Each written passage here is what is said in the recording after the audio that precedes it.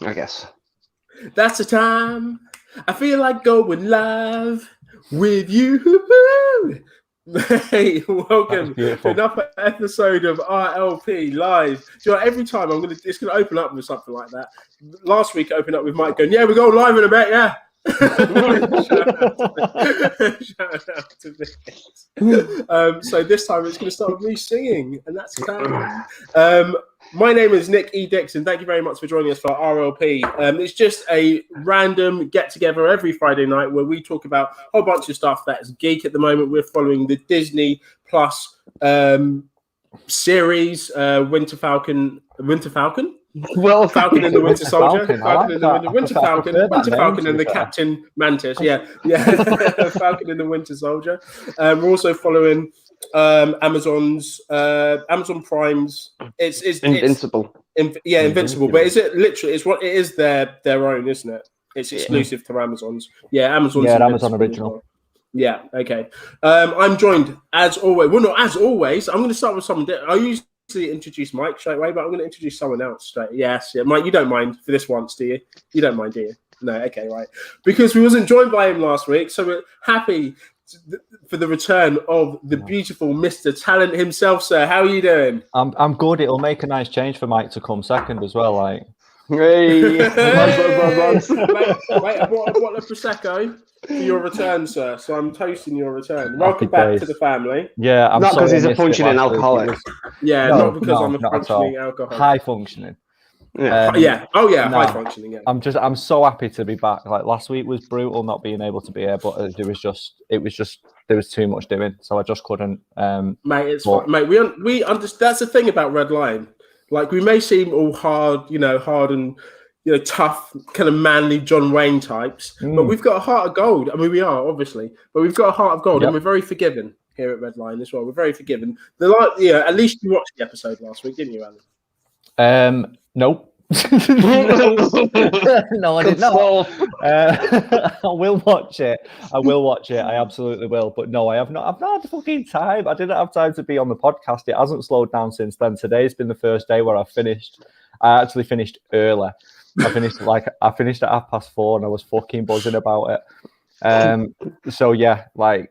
Do you know what? My finger was on remove from stream there for just a second. I get it. I would not have even judged you for it. Just a second. I was like, oh, maybe I should. But no, we are happy to have you back. And no, we do understand that you've been working a lot. And yeah, mate, we completely respect that. So thank you very much for coming back. It wasn't the same without you, but we did have a good laugh, didn't we? And this actually brings me on to the... I'm going to introduce you as the person that has been there consecutively for every single Red Lion podcast. I would argue the only one, because you were here a couple of weeks ago when you was at Finger's house. You weren't with us. I was here. You was here in body. You was definitely not here in mind. I was here in body. Your spirit had left your body, and your mind was clearly fucked up as well. A complete different man. I was a shadow of myself, but we won't talk about that. Mike, mate, how are you, sir? How are you doing today? Champion, me. It's a good day, Friday. I always enjoy Fridays because we've got this. We have got the Winter Falcon, and we've got Invincible. Right, and that is a solid day for me. Even if I've got work, that is a good day. I had food. I've drank a little bit. Not enough yet, but a little bit. I'm inebriated, getting drunk. Good stuff. Good. Nice. Good inebriated, getting drunk is what we have. And plus, I got a trim as well, so that's always good. I was going to say, Mike, there's something different about you today, bro, and I can't quite put my finger on it. Is it because you're looking like a sexy god?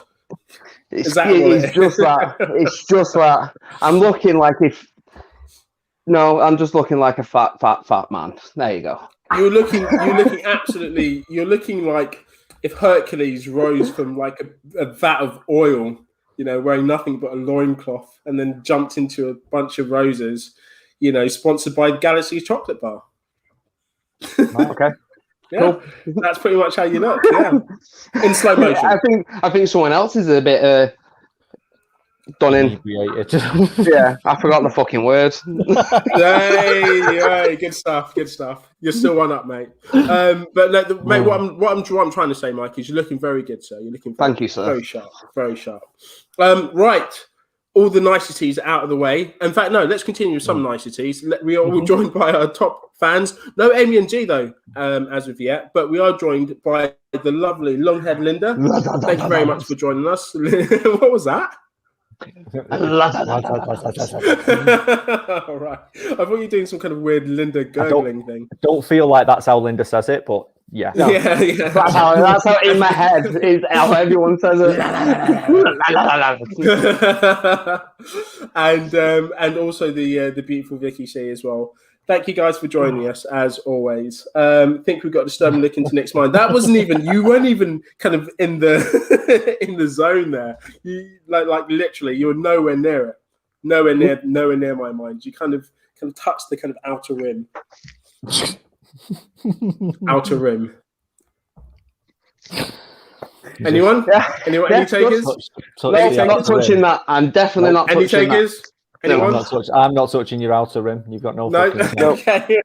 We're good. Right. Who watched Winter Falcon? Winter Falcon and the Soldier. I watched it about 10 minutes ago. So yeah, I just finished it. What we're thinking? So obviously, I've not liked it so far.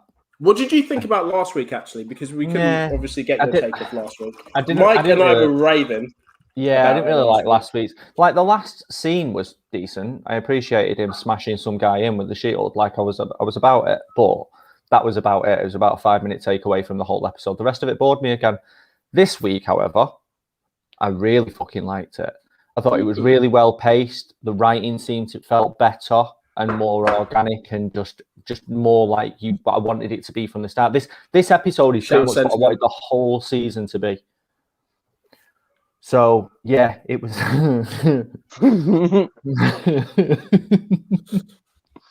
Not yet. So anyway, this episode was exactly what I wanted the whole season to be. Really good writing, really nice story beats, well paced, great fucking action. Watching Falcon fight at the beginning was insane. The little training montage, it felt really, really good. That like him and Bucky having like a bit of a heart to heart. Like it was is Alan frozen? It was really. It's jumping for me. Okay. Is that any better? You haven't done anything, have you? You just said, "Is that any better?" You're not even attempting to move like the camera, and you're not even pretended like to do anything. Is it any better when I stop talking? Exactly yes, Alan. It's cracky when you stop talking. Exactly. While the problems were happening, and just asked, "Is that any better?" It's like you're taking credit for like inevitability. It doesn't make any sense. Is it better though? Is it better though?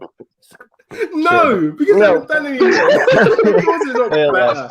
I willed it into being fixed, and it worked because I am a fucking god amongst men. So yeah, great episode. Really enjoyed it. Good stuff. Okay, cool. Mike, what did you think of today's episode, sir? I genuinely really enjoyed it. I thought it was better than last week's, which is it's going in the right direction. That's what I can say. The whole show feels 2 episodes left. It feels like it's going in the right direction. It's felt like a lot of groundwork for what I hope is going to be a better payoff. Like it's got to have a really good payoff. Otherwise, it's going to be it's going to be like, oh God, for Dark World. That's what it'll be like. Yeah. Yes, Alan does have Weetabix Wi-Fi. Look at Alan's face. It was like frozen. Alan, just look at his next comment though. Just hey girl. Hey girl. Yes, what you say?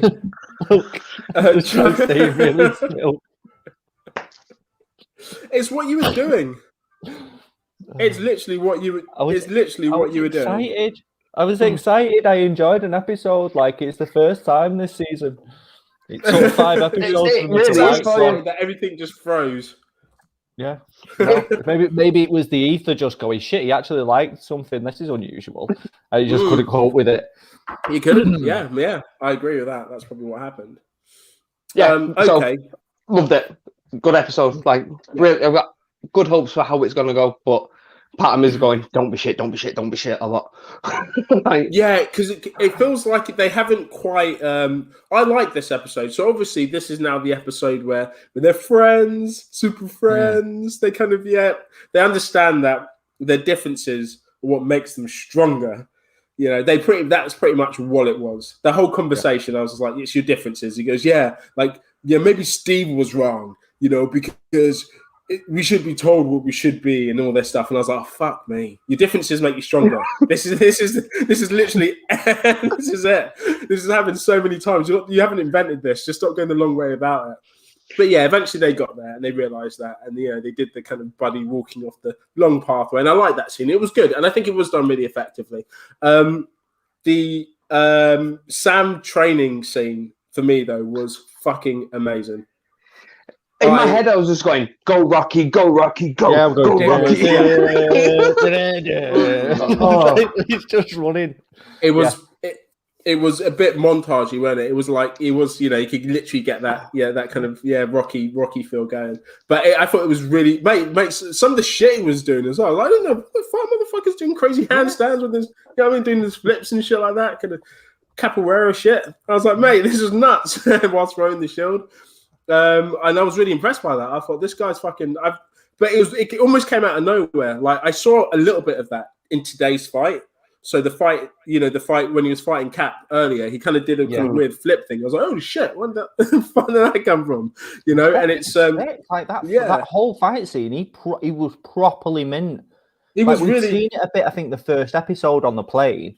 But then it kind of leveled up again this episode, which I really enjoyed it. With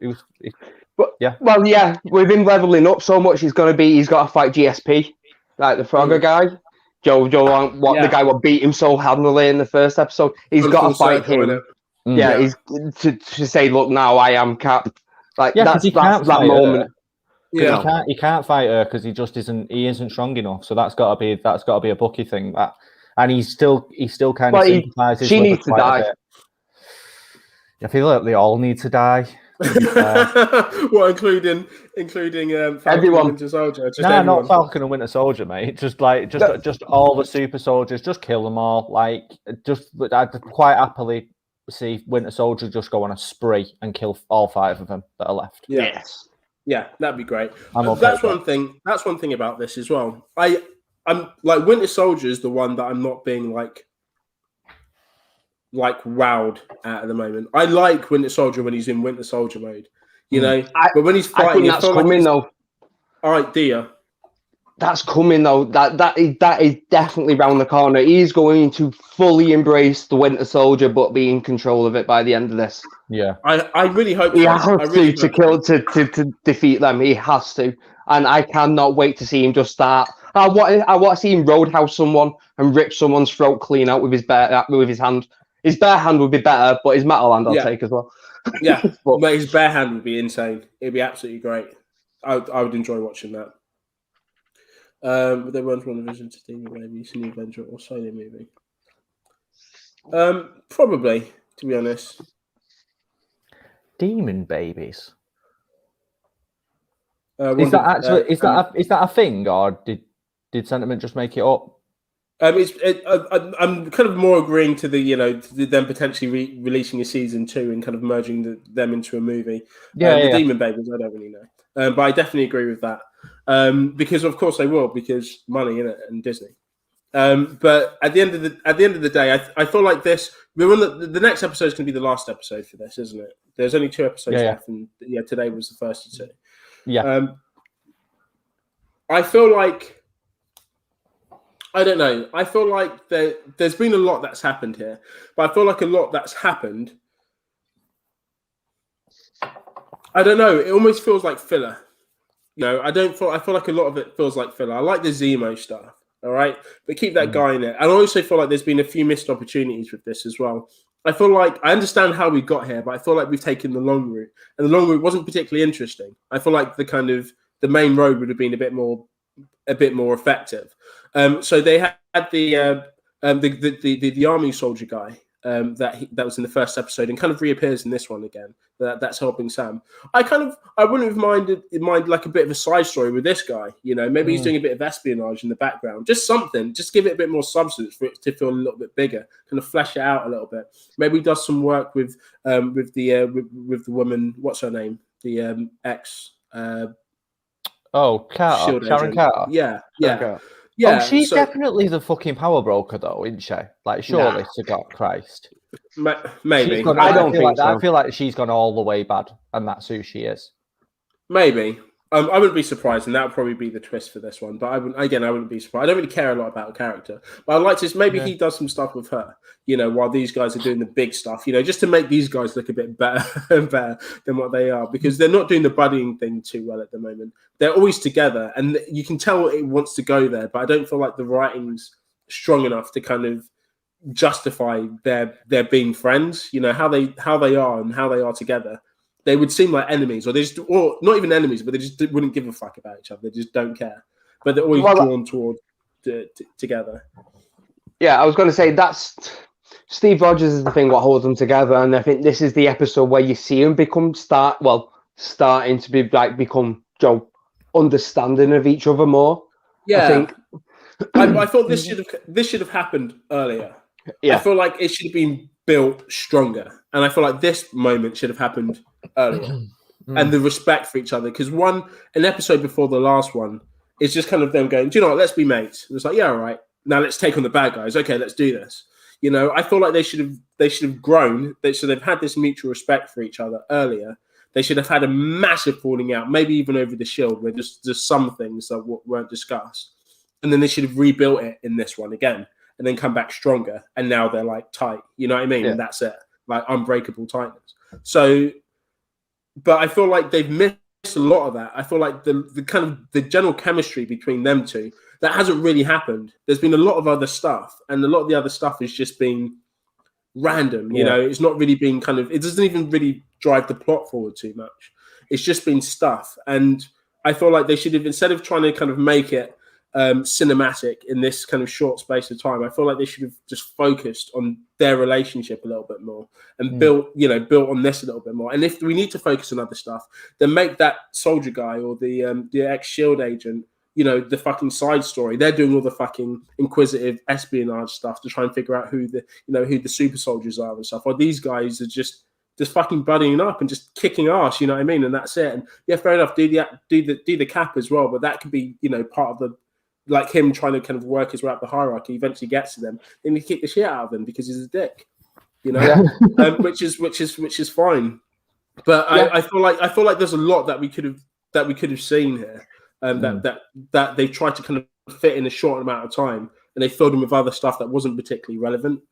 So it feels a bit, I was going to say, in this episode, there was a couple of places where I was like, stuff has definitely ended up on the cutting floor here. Yeah. What is there to drive the point? The most obvious one I remember is when Sam's talking to his sister, Joe, in the morning after he's got back. And she says, when you was looking all sad and soppy, like sad in the rain last night when you come back. That was a scene where something's been said.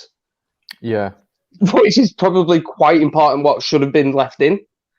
Because that scene after it, to call back to it, it makes no sense to keep that scene in with that wording if that scene didn't mean anything. And I feel like that's happened a lot in this scene. And it just for pacing reasons. They're scared that it's going to be too slow paced and dull in points where it's big, serious acting work, where you're trying to get over the nuances of character, and that's the parts what's missing for me. It feels very 80s action film where everything is, look, that's a big explosion, big men fighting, and then it's missing the soul of what the MCU usually is. Yeah, like it's those little bits of character work, and especially when you've got so many hours to get that character work in, it just feels like it's a missed opportunity at times. Yeah, that's how I feel. That's how I feel. I feel like we're watching something that could have been just. I understand where it was going, and I don't hate this story. I don't hate the way that they've told this story. They could have told it a lot worse. But I feel like they could have told it a lot better. Exactly. That's the problem in it. Exactly that. Because, like, don't get me wrong. Like, I really like this episode, but next episode needs to be an absolute fucking stormer. It needs to be absolutely incredible, and then as a whole, the season will just be okay. Yeah. Mm-hmm. Because 2 episodes out of 6 being that I've really enjoyed isn't enough. Yep. So, like I say, even if it pulls it out of the bag next week and it's the best episode of anything I've ever seen, the season as a whole will just still be. I was going to say, it sounded like the Star Wars when the prequels came out.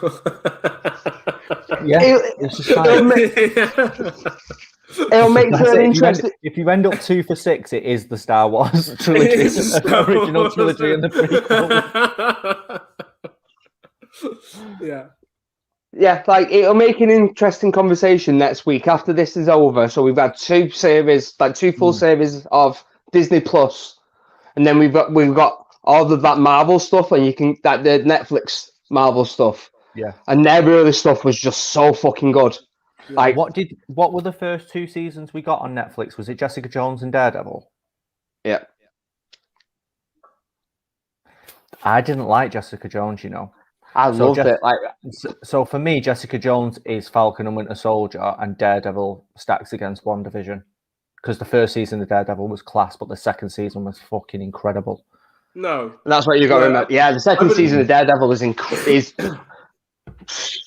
only the closest thing to it is that Punisher series.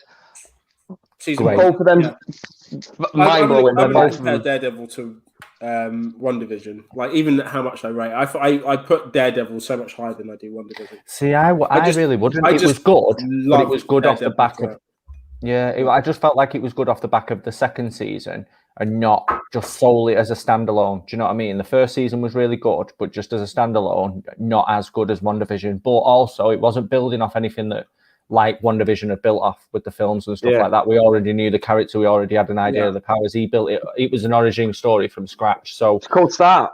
I'll give it that as them being classing them as kind of even though I preferred WandaVision. But yeah, it'll come down to next week as to whether or not I prefer Falcon against. It'll be a good conversation next week, and then as it goes along, the only issue is the Netflix stuff.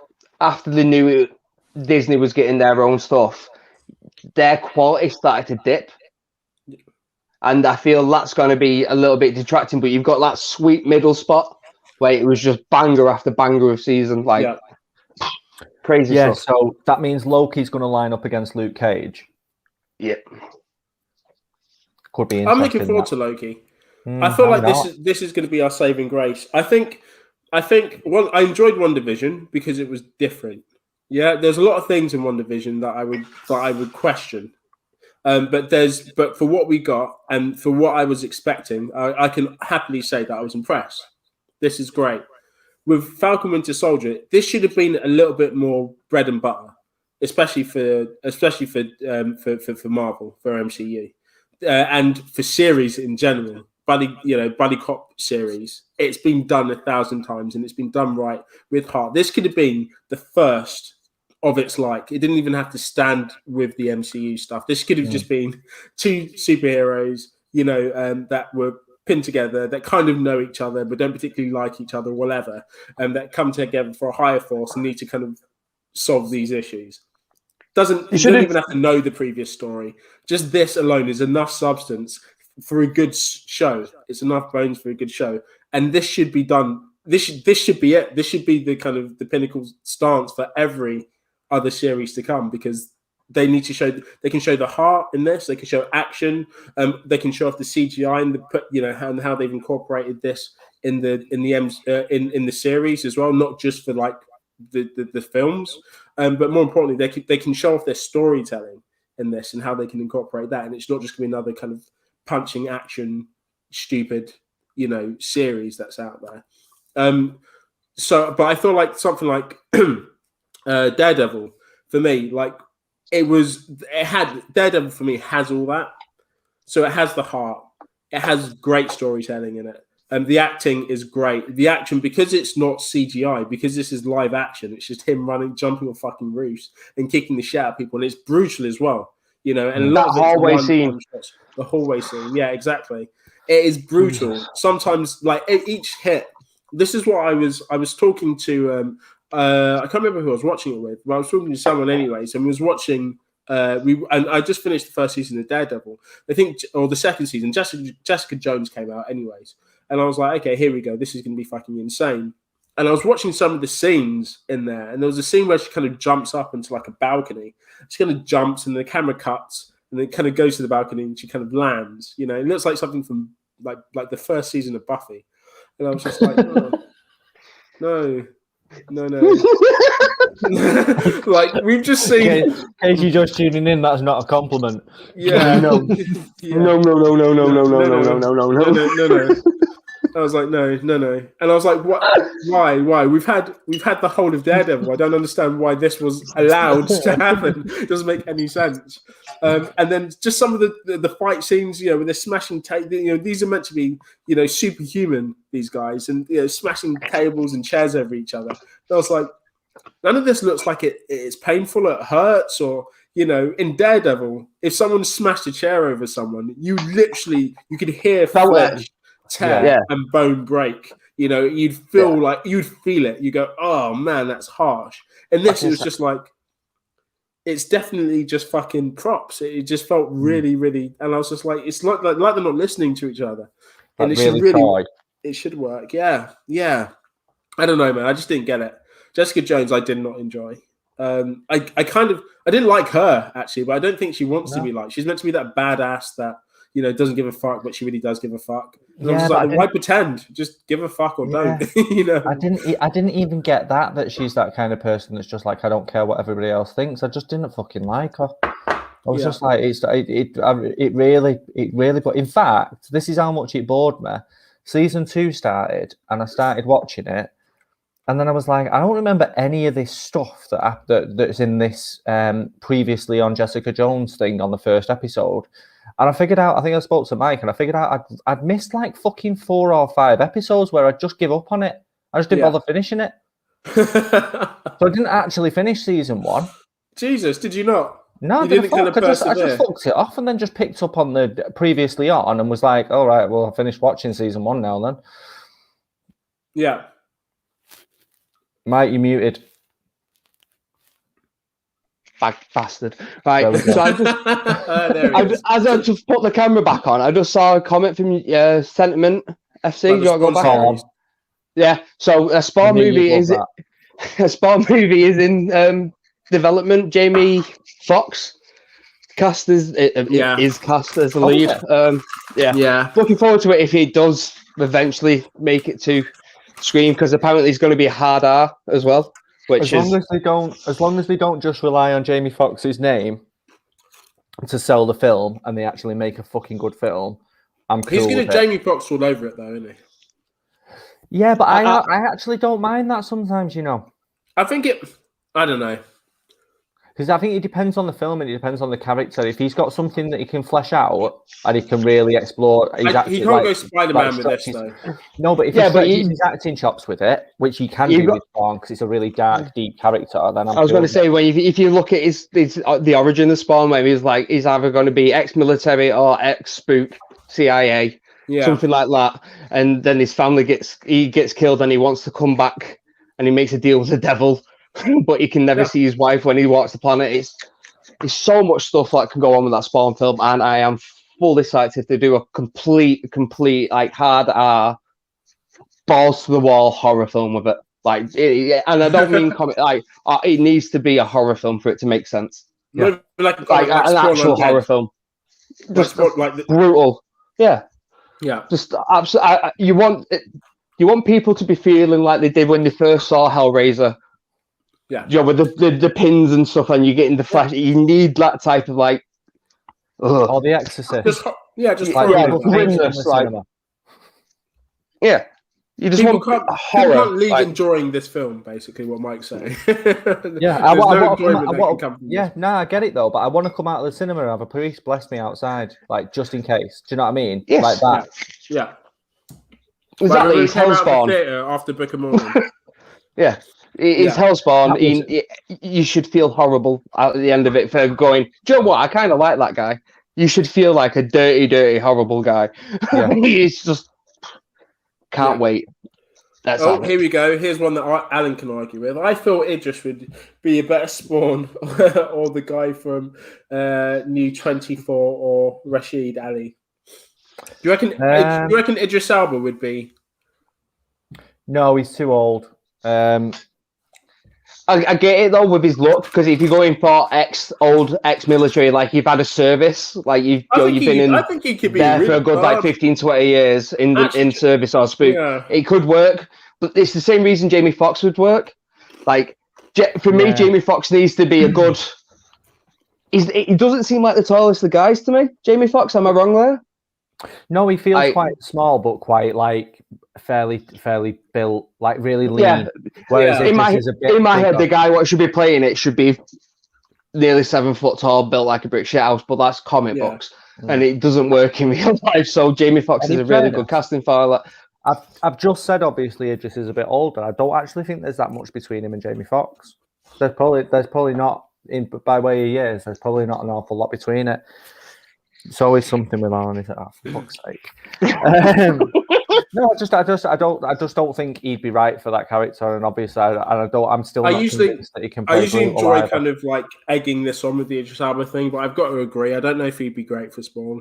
Mercer Ali would do big things with that role, I feel like, but he's already getting played, so I'm cool with just leaving him where he is.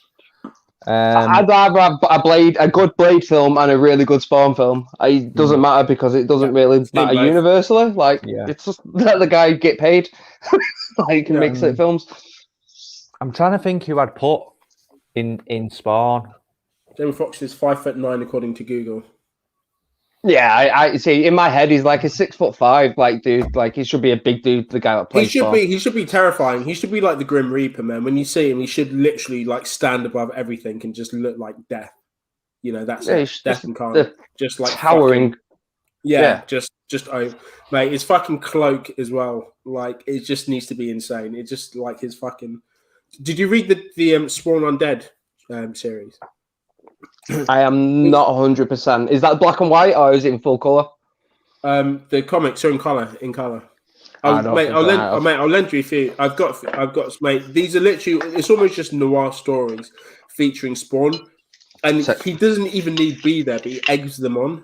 You know, they're about him or they're people's last moments on Earth. You know, before he takes them away. You know what I mean, and things like that. But he's always just there. But you should see him. Like this is Spawn and how I recognize Spawn, just in someone's kitchen. But he's literally taking up the whole thing. And while this person is making coffee, no one else. The husband can't see him. The wife's there, and he's just there, kind of in the side, towering in the corner. Yeah, the whole kind of cloak, just taking up everything. Fucking great, beautiful stuff. Dwayne Johnson, no, absolutely not. Absolutely not. Oh, Amy and Jim. No, absolutely not.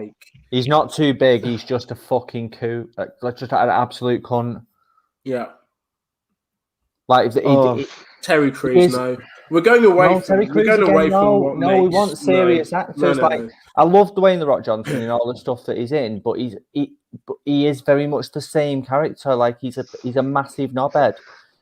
Did you just call Terry Crews and Dwayne the Rock Johnson serious actors? By the way, no, that's exactly what I didn't call them. Like they're not that. We want serious actors. Like I love them in the roles that they play, but that is not a serious actor at all. I tell you, what's the guy from Get Out called? Daniel Kaluuya. Yeah, I'd put him in as Spawn. But again, in my head, I don't. It feels like he's very much the same build as Jamie Foxx. I don't know. It feels. Yeah, he might be a big dude, but more bulky. Yeah, that's what I mean. I was going to say that big looming cunt over him. Like, he seems like a small person. I wouldn't say he was small. Like in the last film I saw him, he seemed pretty fucking jacked, to be honest. Like, but it's not all about. Right. Yeah, it's about physical stature more than anything, isn't it? It's just someone being able, but it's these guys are fighting for Terry Crews, you know. Really no. He's really no. Like No, he can't. No, Terry Crews would not be a good Spawn. You don't want to see Spawn driving down the road on his motorbike, starting singing that fucking song from White Chicks, do you? Like, no one wants to see that. Yeah, we know the song. I kind of do, though. Not gonna lie. Really don't know. In the middle of a brutal sport film, Terry Crews pulls up in a fucking white Cadillac, does this, and then has his head ripped clean off. Brilliant. Yeah, that would be great. That would be great. Kind of Terry Crews Spawn moment, most definitely. I said Terry Crews is a joke.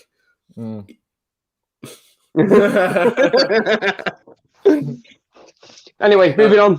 This is I don't know. Well, this is. I mean, it's got quite serious. This. I think people are definitely. Should we get a vote going? I feel like there's going to be a petition and like a strongly worded letter to Warner Brothers about Terry Crews being spawned. Don't worry, I don't think Terry Crews is on the best of terms with Warner Brothers anyway. Why not? Because he started saying people were touching him up, didn't he? And I think a load of studios will give a wide berth of him since like he's only been really working on TV. If you think about it, people were touching him up. Well, he come out in the Me Too movement, didn't he? And like since then, he's only really had Brooklyn Nine-Nine. Yeah, and he was literally everywhere before it. So seems that's a shame. If what he'd said was true, and that's what's happened, that's a shame. Because I do like in a comedic role and stuff like that. Like he is. I do like him. He's just not a serious guy, is he? No.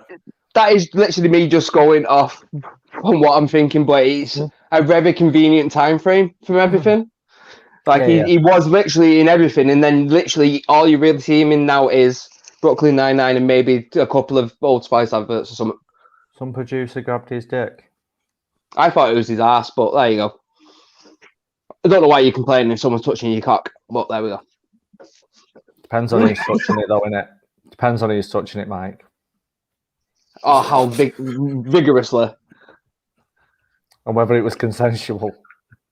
Like if he's whacking it around and then someone touches it, then that's probably okay. If he's just randomly going about his daily business and getting a brew and someone feels him up, probably not all right, you know.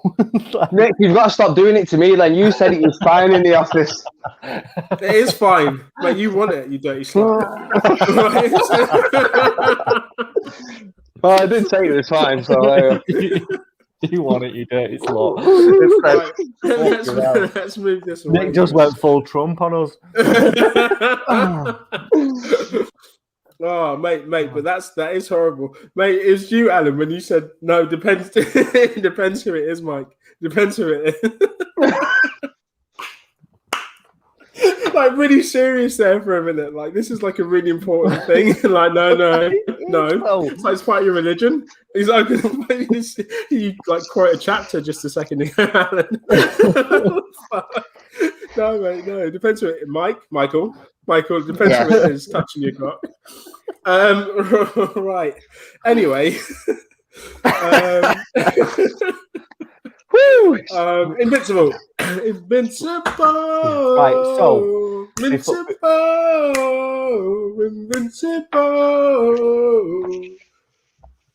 Wow.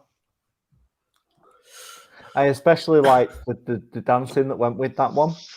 Mate, I'm just not a one-trick pony. That was new. I'm not a one-trick Nick, pony. You actually Mate, triple threat. You know what? I'm fucking...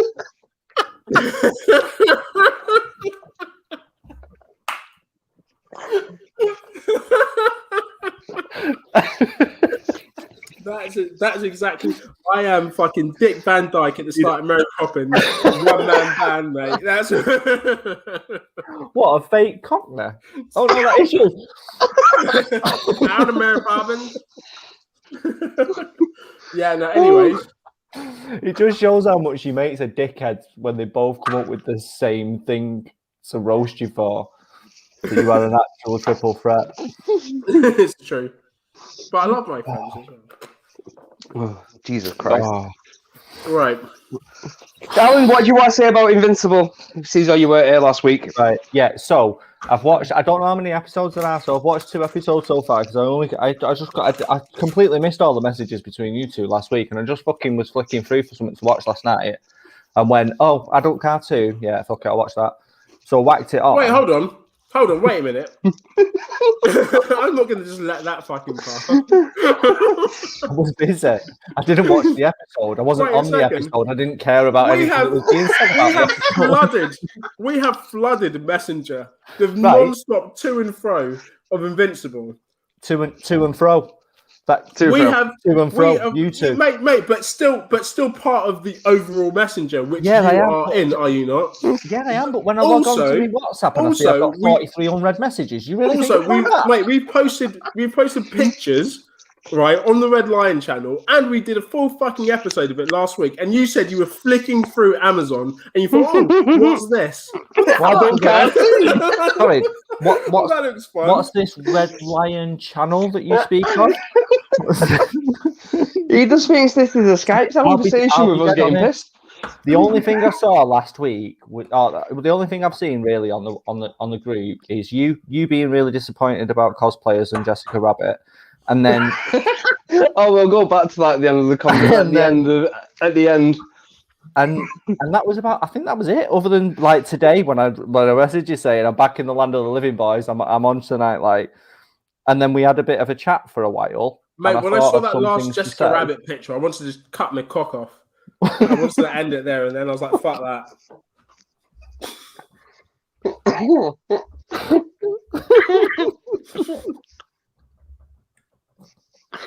What is wrong with you? Why are you like this on the internet?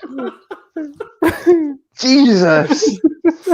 Man, I'm not gonna put the face up. I'm not gonna shame this person, but fucking hell. Do you know what? If you've ever seen The Ring, do you know what happens to someone when they see The Ring and they will just kind of like dissolve, like just fucking decapitate right in front of you? You know what I mean? Just fucking. It was like that. It was fucking shocking, mate. See her face, fucking hell. What did Alan call her? The wish version. Wish version is Jessica Rabbit. Wish version, Jessica Rabbit. Yeah, mate. She was fit.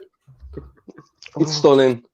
Don't know what it was. The audacity. The audacity. I've heard putting the picture on the internet. Right, putting Jessica Rabbit next to her fucking mug was just disgusting. The absolute audacity of her having that face. Wow. Just mate, that pissed me right the fuck off. Ruined the whole of my week. How dare you put your face next to Jessica Rabbit? How dare you? Have you not seen your face? You know what I mean? Fucking hell.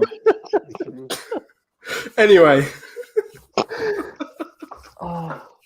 So, Alan, Invincible. Jesus Christ. Sorry, boys. Sorry. Let's get on with it.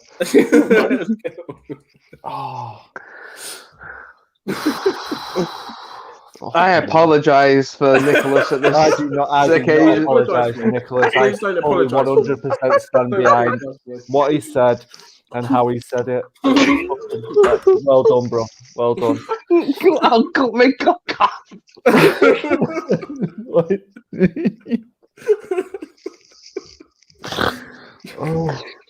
All right, okay. So what was you thinking about Invincible? Anyway. So I was flicking through and I found it. So I thought, I'll whack that on. And I thought it was all right through the first episode, and then it got to the last 5 minutes. I was like, this is fucking incredible. Watched the second episode and again was like, okay, it's quite good. It's basically like DC and Teen Titans and like whatever, but and then the last 5 minutes again, I was like, yes, kill them all. Spoiler. In fact, actually, boys and girls, have you guys been watching Invincible? Because there's a few people that didn't watch it last week. Has everyone in the chat that's still tuned in for some reason after I said I wanted to cut my cock off on the internet? If you're still watching, people tuned if you're still watching, cut your cock off. Yeah, I'm sure many people would like it. Less of a threat that way. Still got thumbs.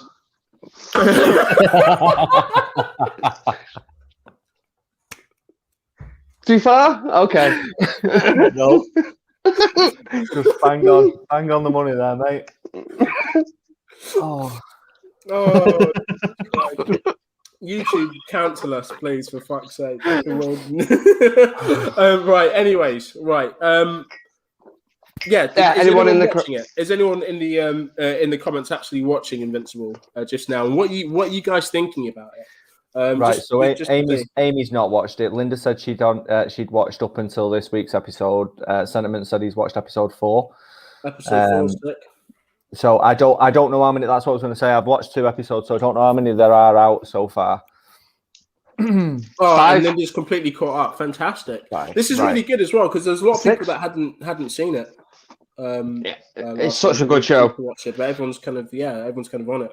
Apart from NG, who said she was going to watch it. Watch it, Amy. You'll love it. You will. Trust me. Do you know, like I told you would love The Boys, and then you watched it and you did. Watch this. You'll fucking love it. That's all I'll say. It's very close. Like it's very close to anime. Like it just is. It's the animation is great. Yeah, it's so good. It's so entertaining as well. So, but you've not watched the latest episode, Alan. Then you've only watched. Nah, I've only watched 2, so I'm gonna smash a couple more out after this tonight, probably. Yeah. 6. There we go. Sweet. Big up, Lady Linda. Oh, mate, always. Mate, Sentiment's really bigging up Linda today. Sentiment and Linda, what is happening there? Sentiment's always on like the Tane, like Sentiment's on the Tane specials more than you, Nick. So that is true. Like, it's not hard to do. You just need to show up for at least one of them. He is aware of the legend that is Linda. She shamed you the other day. I had to speak up about that last week. You said the legend that is Linda. She fucking disgraced you. Mate, we all watched. Me and the boys were there pissing ourselves. I was there desperately Googling fucking, what was the name of the girl band, Alan? Destiny's Child. Like, I'm not ashamed about the fact that I didn't know how many... Mate, I was literally Googling it, trying to help you out. I was like, guys, we've got to help this guy because he's dying. Okay. He's dying. She made you apologise 3 times. She made me apologise. She did, but me and Linda are cool. Trust me. Me and Linda are right. It's funny, though. When? What do you mean when? Mate, when you she obviously typed that while you were talking. Shut up. Mate, wow. All right. Power's got to his head. Gets on the internet, acts Billy Big Bollocks. Exactly, mate. Exactly. Well, I feel like we've hit like a bit of a nerve here more than anything. Getting a bit defensive. No, I'm not getting defensive at all. Alan. Yes, mate. You're screaming now, mate. Just calm down. All right, just chill yourself out, son. What's your problem? Right. Don't make me come and cut your cock off. mate, it was fucking. Don't make me show you mate. As long as I've got that fucking picture of that Jessica Rabbit bird, I don't give a fuck, mate. It'll be welcome. Boom, there you go. Have at it. You know what I mean? Fucking hell. Imagine giving birth to that.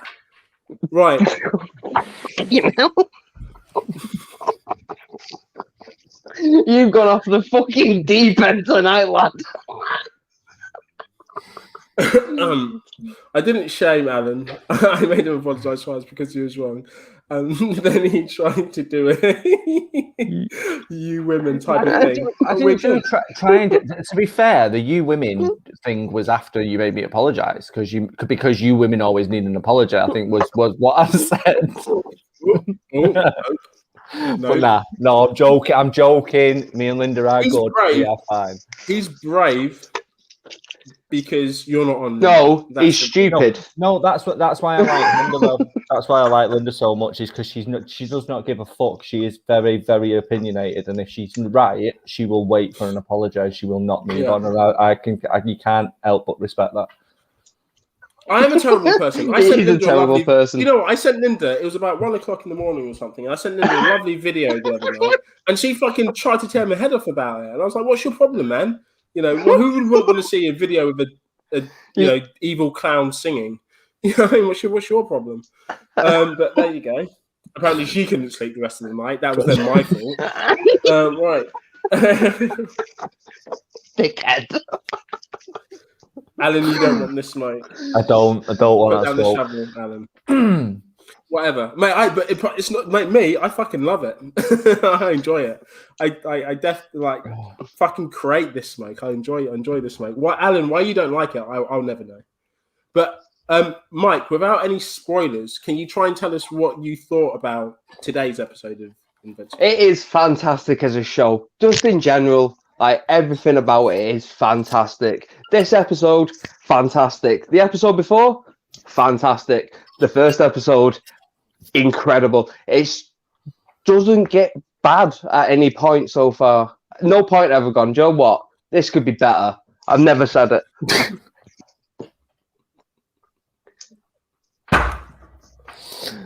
I hope she's talking about Nick, because I don't want to get slapped up. She 100%, most certainly, definitely is talking about me.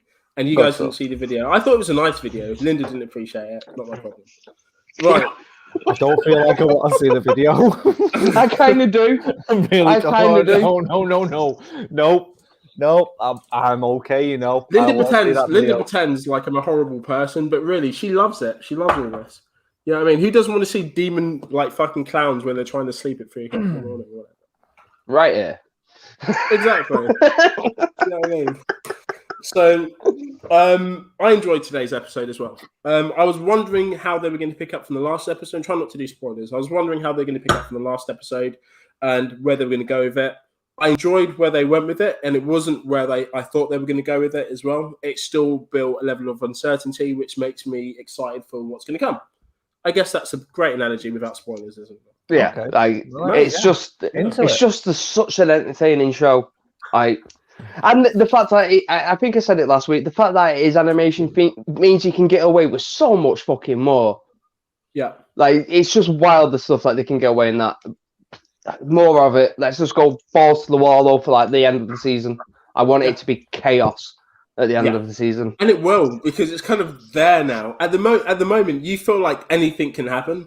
Like that's what I love about it as well. It had that kind of Games of Thrones kind of feel to it, where it's just like at any point, any one of these guys could literally just get an arrow through the face. You know, it just could happen until the kind of later series where they're surrounded by fucking plot armor or whatever. But apart from that, it feels like anything can happen in this, and I absolutely love that. I completely love that. So I'm fully 100% on board with this, and I'm looking forward to seeing what happens next. The way I hate regular counts, you piece of shit. Birthday. You actual fucking piece of shit. Oh wow, that's incredible. You are an actual piece of shit. Linda, have you seen Killer Clowns from Outer Space? Wow. Watch it. Linda, babe, don't watch Spawn when that comes out. Oh, yeah. It's right, Linda. I'll send you a link. Right. Let's talk about... Absolute dickhead.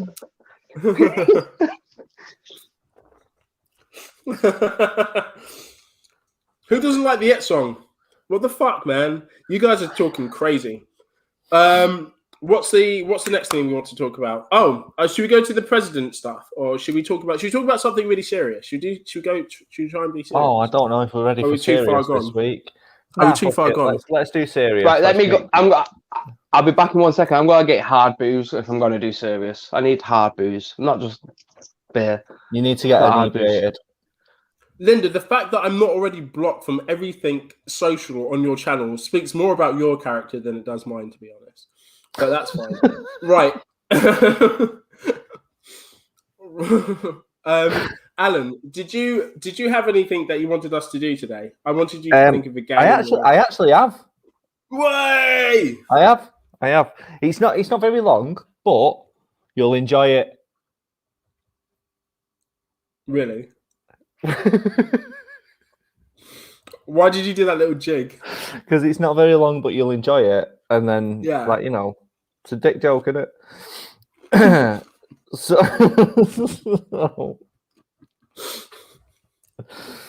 let me just get me notes up. Oh no, shit, that's not right. Don't do that. Right. It's kind of like a quiz, but there's prize. Do I need mate, look. Right. So instead of Ready. yes. Right. Okay. Mike needs to. Vicar, tell Mike to get a pen and paper. Oh, maybe you don't need a pen and paper. You can just both tell me if you want. But there will be a prize when we can eventually meet up and go out. But I don't feel like you're winning anything. I definitely need to do that. I definitely need a prize. There will be a prize. You only have to get one right to get a prize. You know, and your prizes go up. There's 5 points available, and the prizes go up the more points you get. I was so pleased about my joke. Right, there's a quiz. Right. Ish. Right. So there's 5 points available. I'm going to tell you what the quiz is in a minute. If you get one right, the next time we're out, which hopefully is fucking soon, I'll buy you a soft drink. Right? If you get 2 right, you get a pint. In fact, it's quite difficult. I'll tell you what, I'll change it. So if you get 1 right, I'll buy you a pint. If you get 2 right, I'll buy you a shot. 3 gets you a cocktail. 4 gets you 2 cocktails. 5 gets you all of them. A pint, a shot, and 2 cocktails. Okay. Right? By the way, Nick. Yep. I'm drinking a bit of the Gentleman Jack. Fuck off! I told you. You're not to touch that. You're not to touch it. Okay, I'm not touching it. Drinking it. No, It's okay. not- Don't put my okay, finger so in it. he's not touching it because it won't touch the sides. Exactly. Do you know Go what? on, Do you know what? I was going to get another bottle of that the other day, and I was like, "Oh no, I've already got some around Mike's." And I thought to myself, "Fuck me, I don't know if it's even going to be there." That's literally the first part I've had of it. Why would you leave something at Mike's and think that you can Already go had a back bit and of it. get it? Because I trust Mike, and I want us, and I saved it for when we're all together again. It's still there.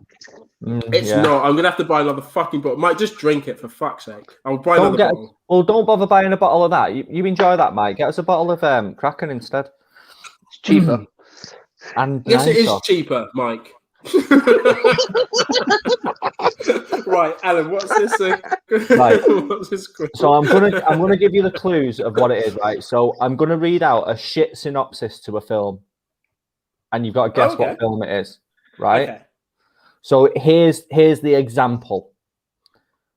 Orphaned farm boy finds hope in obscure religion after death of his aunt and uncle. Star Wars. Obviously, Star Wars, right? The others are more difficult. So that's what it is. My pint. That's the one Nick's getting out of the way. Yeah, exactly. Yeah. So right. So the next So question. Right. So 1 is lost girl kills the first person she meets, then teams up with others to kill again. Do we have to just write these down? It's up to you. You can write it down, or you can just tell me. What was it? Lost girl. Lost girl kills the first person she meets, and then teams up with others to kill again. It could be literally fucking anything. I've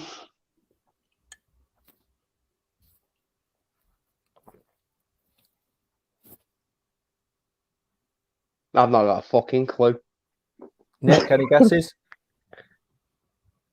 Lost girl. I'm trying to think. I've got a couple of things. Can you get to the next one? I've written something down, but I'm not too sure. I need to think if this is it. Okay. Number 2. 2 friends take a few 1,000-year-long detour on their way to school. Bill and Ted's Excellent Adventure. I was going to say Bill and Ted also. Yeah. Okay. Number 3. Oh, Bogus Journey. Oh, Number 3. An old man reads a book to the audience for an hour and a half, and there's some kissing. Princess Bride. Mike? Cinderella. Older sister ruins younger sister's chance at being on a televised game show. Game show? Mm-hmm. Mallrats. No, that's not.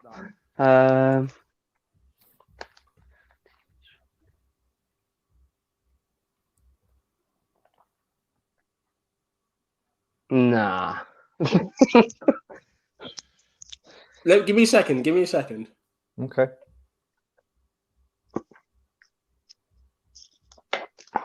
This is nice though.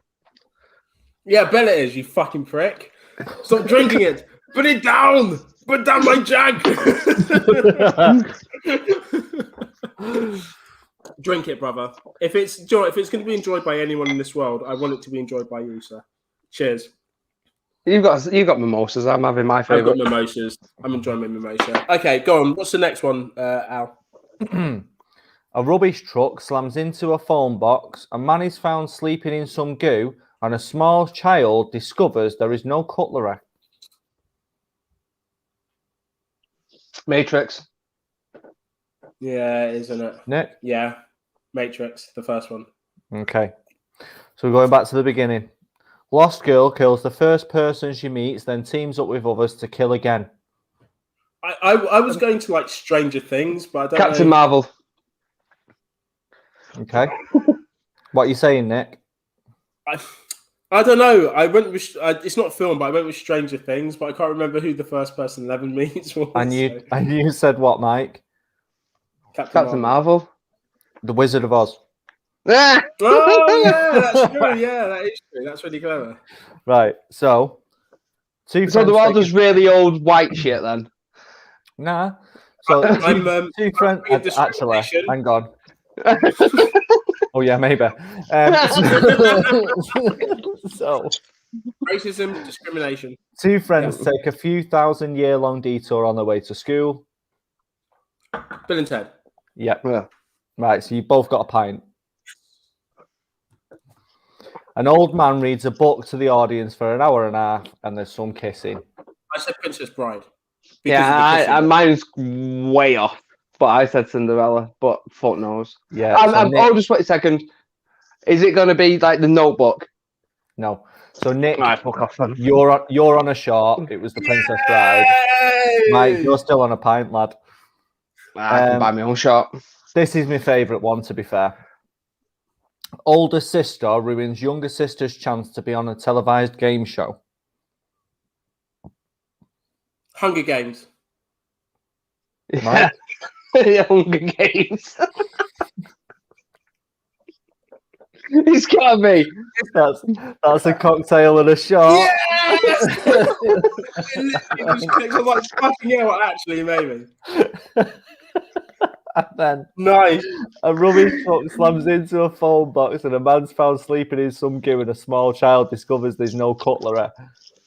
Matrix. Yeah, sweet. That's two cocktails and one cocktail, Nick. So yeah. Oh, one cocktail, Mike. Sorry. Nice. So, yeah. When we're out, that's what we get. It. Like, I will honor. You know, I don't fucking just say. You gotta honor it. Yeah, you know I don't. You know full well I don't just say shit and don't do it. So yeah. Oh, that was brilliant. That was absolutely brilliant. That was great, and I saw some people getting involved as well. I think people were getting involved in the chat. There was a few. If you skip back on the comments. If you scroll back on, that's what they're called. So if you scroll back, there's quite a few. I think Vic got a few actually. I ain't buying you shit, Vic. You didn't playing. Logan. Go on, Vicky. Yeah, Vicky said. Yeah, Vicky got it. Like Vicky absolutely smashed it. Bill and Ted. Vicky got Bill and Ted. Let's just see what Vicky says. Princess Bride. Vicky killed it. Vicky absolutely fucking smashed. Fucking hell. Go on, Vicky. Yeah. So, but she's definitely. Did she get the Matrix though? I can't see the Matrix actually. I might just be me missing it, but I can't see the Matrix. She probably would have got it. Vicky, you're on two cocktails, the same as me. Good stuff. That mate, which is great. Mike, Al, I really love this. Not you, Mike. Yes. Fuck off. Yeah, I enjoyed this a lot. Like, let's not get used to it. I'm not fucking buying you drinks every week. It's a one-time thing, Nick. Now that the bars are open as well, I say you and I say we need to kind of reconvene at maybe a slug and lettuce. So that way you can get away with getting us two cocktails each. I think. Yeah, buy one get one free. Innit? I'll get you a buy one get one free, and I'll have Mike's free one. Yeah, you might as well get yourself a drink while you're at it. Mike, just the one. You're drinking porn star martinis, bro. So. Does this look like a guy that's going to be bothered by drinking any type of alcohol? To be fair, I wish porn stars were just in a bigger glass. Yeah, like in a pint glass. Like a pint of porn star martini. Porn star, like I'm okay with that. Like I'd quite happily do that. Everyone in the chat's literally shouting and rating the game. Thank you. It was, and do you know what? I was fucking. I appreciate really it. We will have. I'll tell you what. We'll have a quiz of the week. I'll try and think of a different. Obviously, the prizes will be different because I can't be spending all my money on fucking booze for you two. Yeah, you can. Yeah, you can. So, but I'll have a different prize for every week. Get it from Petty Cash, lad. Oh yeah, because that's going to go down dead well at work, isn't it? Here's me. No, I meant Nick. Nick's Petty Cash. All right. I'm not paying for my own fucking book. Well, I do. Nick's cash isn't petty though. It's just him that's petty. That's true. That is true. Like just for that, you talked yourself out of the cocktail I was going to buy you just for inventing a great game. You cheeky cunt. Mike, stop asking. Hey, how petty I can be. Right. Oh fuck! That nearly come back up. That's what she said.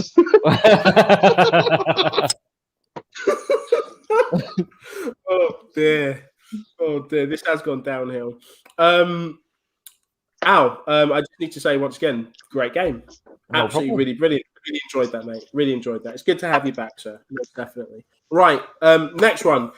Something happened. Not to kind of stand on the toes of what's politicking you off, which is going to be tomorrow as well. Is it 3 o'clock? 3 o'clock, isn't it?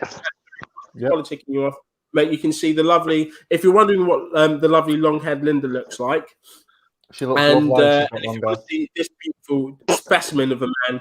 Once again, twice this weekend. What did you say, Alan, when I mentioned I said she looks lovely and she's got long hair. You said, if you're wondering what the lovely long hair thing looks like, I said she looks lovely and she's got long hair. It's fucking accurate description.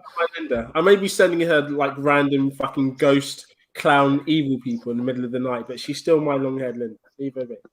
None of your sarcasm and shit.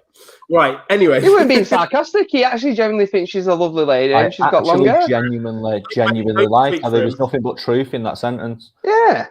Nick's just trying to cause shit for no reason. I'm not trying to cause shit for no reson. I do that every other day. Just got to get all jealous and petty, aren't you? Like, fucking hell. Stop calling me petty. Stop it. Really dead emasculated. Why? It doesn't make any sense. Why? But that's it. I'm feeling emasculated. Yeah. Right. So, anyways, I was actually promoting what's politicking you off before Alan again decided to ruin it. It's a great show. I would say it'll be sober as well.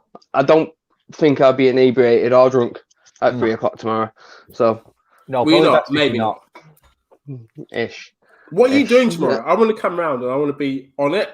No, instead of being on it, no one's asking you the talent. He's been back. We'll talk after, Nick. We'll talk after the camera goes off. Nice one. Yeah, don't worry about it. Yeah, so there you go. 3 o'clock tomorrow. Come watch me not be drunk or inebriated.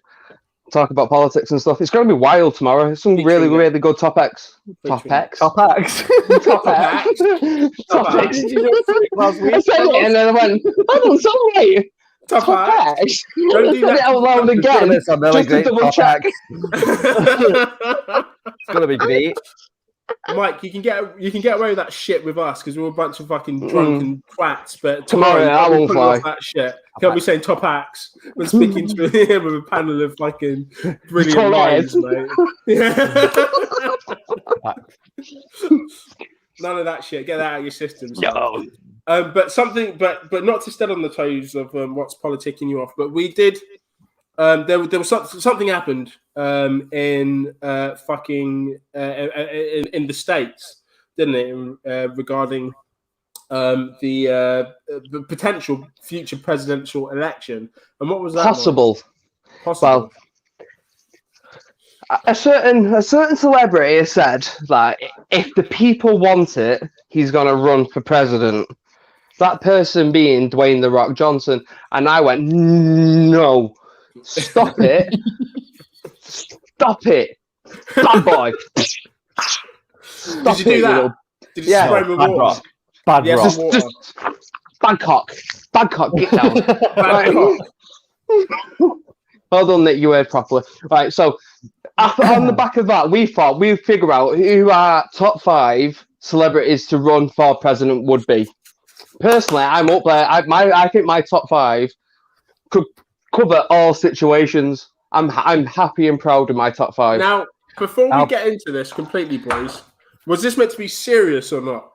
Right, so I'm okay with it not being serious. So I'm literally going to have to think of it now because, as is the norm, I did absolutely zero research whatsoever or thinking about it beforehand. So I'm going to have to just 100% wing it. So give me a minute. Hang on. All right. You won't need a minute. You'll hear my 5 and go, no, that's it. No, I'll hear Go your 5 and just go, go Mr. Fucking Billy Big Bollocks. Because I am absolutely that guy that doesn't compete with anything.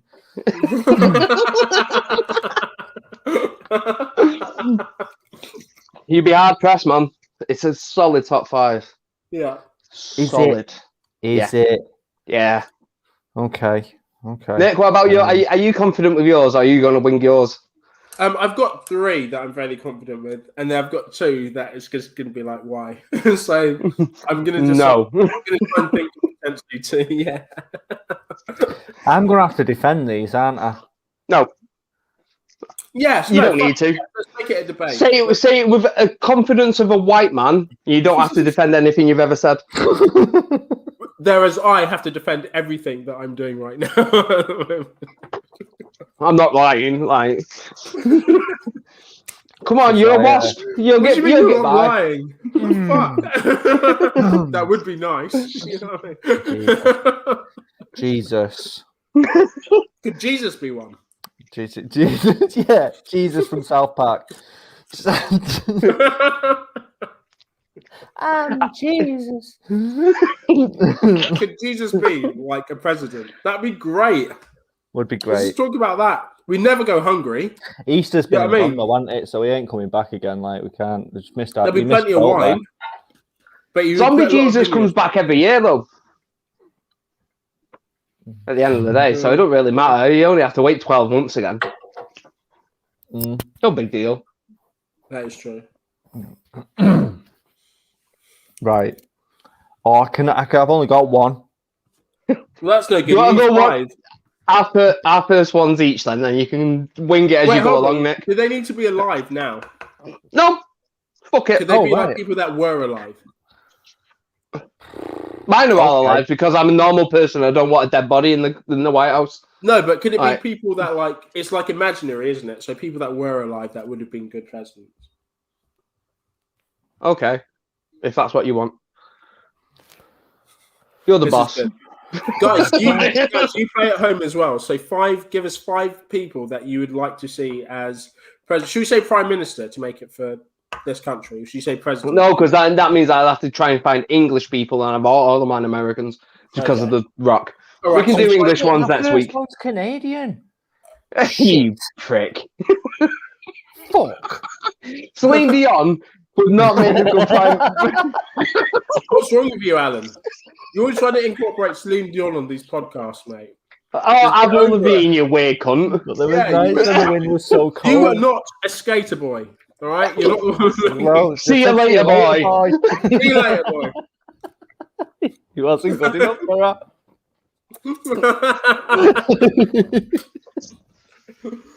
And you just said Donald Trump. That's a good idea.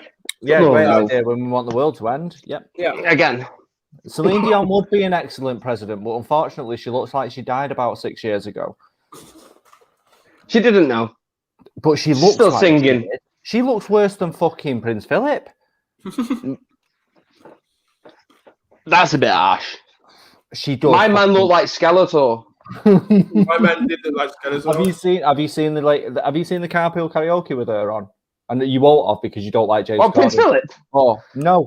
It's Celine Dion on. Honestly, she looks fucking horrific. Really bad.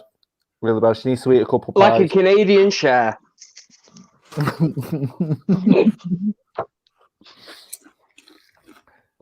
All right. I really need to think about this, boys. Just give me a minute, right? You don't need to think. Just wing it. Right. Just go on. I'll listen to you two, and then I'll just fucking pick one. Nick. My first one that I picked, I was like, who's the person? I thought about someone. At first, I wasn't really caring.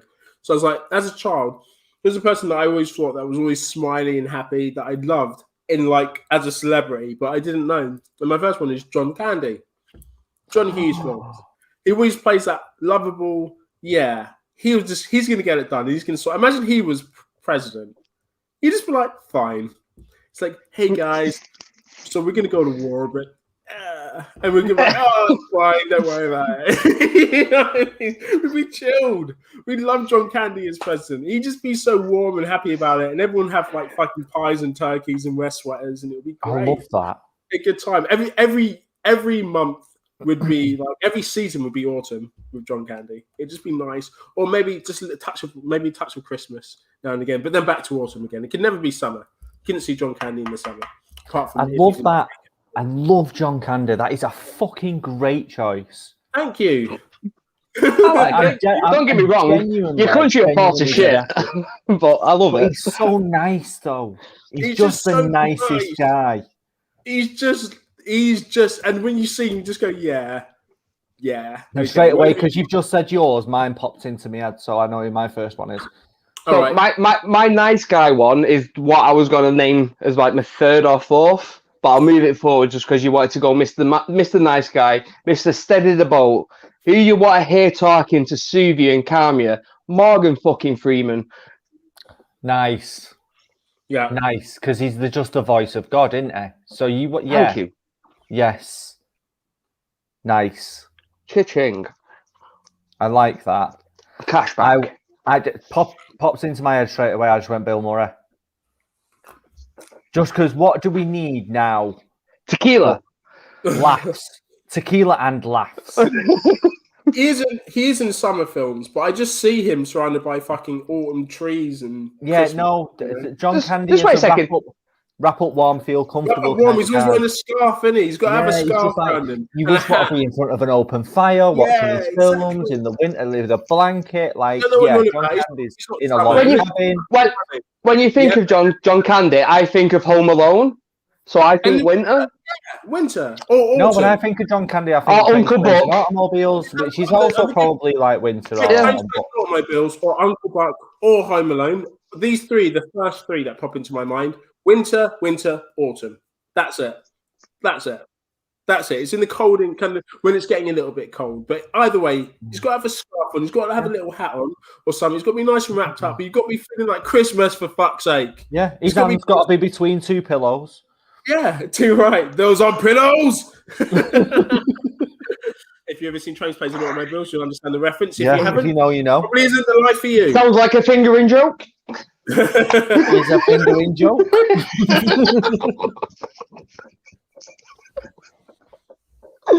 Because Steve Martin definitely got buried in his sleep. He really did. More like a glove. Candy was knuckle deep. Yeah. So, number 2. I'll take this one. When you need someone who's a bit rogue, debonair, someone to take on the commies, I'll give you Kurt Russell. Oh, okay. No one's taking that man down at all. Look, you couldn't talk a shit to that guy. Look at his beard and tash these days. He looks like he was born in the 1800s. Yeah, and plus he can fight every type of storm you've got.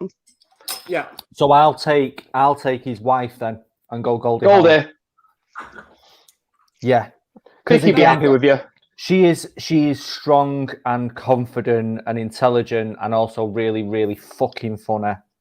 And just seems like a joy to be around at all times, which is probably why Kurt's been with her for forever. She's got a really long neck, though. Have you not noticed that? She can see shit that's going on, man. Oddly long. We started watching a bunch of weird things on YouTube, and it's weird how long a neck is. Like, I might have been inebriated, but I was focusing on how long her neck was. Like, so you said her neck was dead long, and what I heard was she could swallow all of your cock. But that's maybe just me. Maybe that's just me.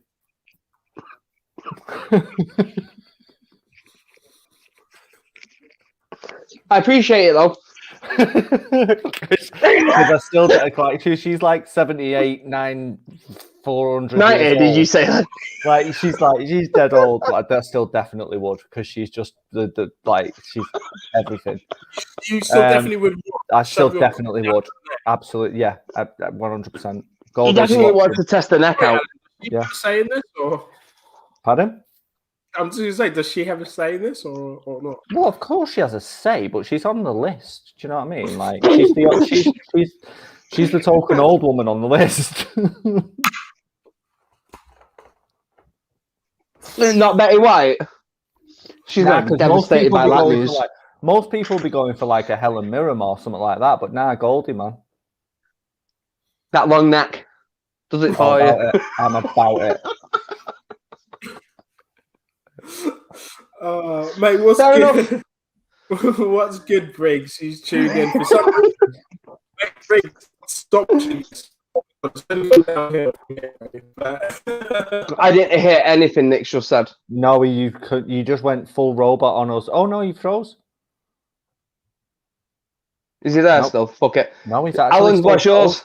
Oh, you just said Goldie. Did he say his yet? No, he's not said it. I took a second on that one.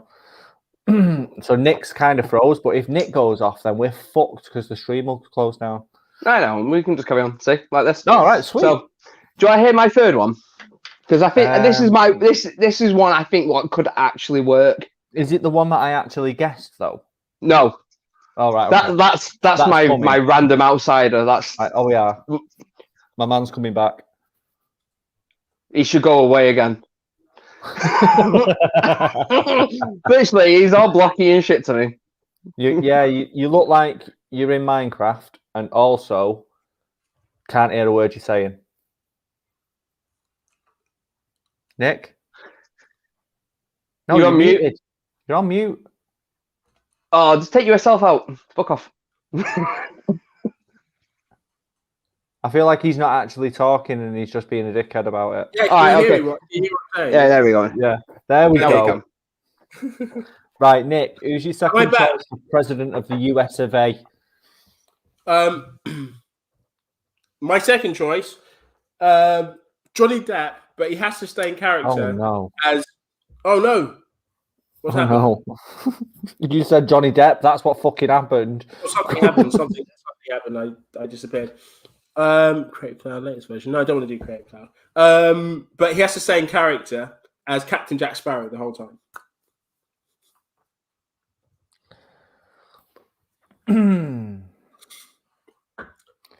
President. Right. You need to ask me why. That's where this is coming to. Oh, okay. Why?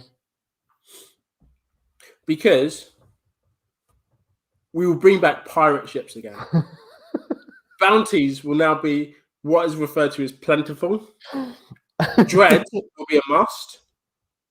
We will have swords as a standard before leaving your house. Okay. So you feel like that you want to go back into the times where pillaging was just a general everyday thing. If you see it and you want it, wow! Please don't continue.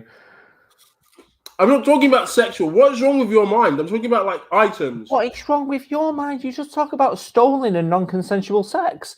Like, I'm not talking about sex. I'm talking about items like fucking booty, and not that kind of booty. Pirate booty. What? Pirate booty? Yeah, Nick wants to bum a pirate. I don't want to bum a pirate. Only Alan can twist this as much as he's twisted it right now. Did he pick his second one? I said Johnny Depp.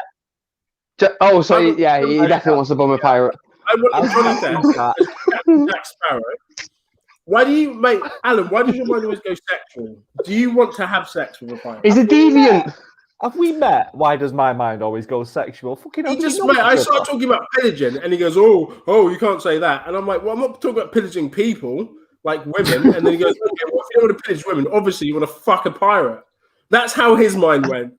If you want to pillage women, right, then you want to fuck Johnny Depp. It's either like one or the other. This is how Alan's perfectly reasonable, to be honest, bro.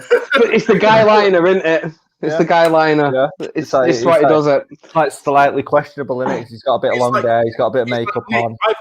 It'll do on a drink. Grab a woman, right, and chuck her on your ship, or fuck Johnny Depp. These are your options. And I'm trying to say, I'm saying what Alan's saying is that either grab a woman and throw her on your ship, or fuck Johnny Depp. And what I'm saying is, I'm not talking about women, right, or Johnny Depp. I'm talking about stealing items that you want, right? Pillaging. So Nick wants to be a thief. Yes. Yeah. Yes. A thief. I mean, you can do that now, you know, bro. You don't need to bring Johnny Depp into but you don't need a pirate ship. All right. Get me my pirate ship, yeah, and then I'll do it. You get me my pirate ship, and then I'll do it. I'm definitely going to make you a shit one to put on the ship canal. You're going to be gutted. In mid-October, when I push you out to fucking sea. I'll go, mate. I'll go proudly as well. Do you know, like, just literally strapped together with like balsa wood and Johnny's. That's it. I'll go out on the mast. Fucking proud sailor out to sea, mate, and I'll do it. And I'll die. But I'll die proudly. Surrounded by turd.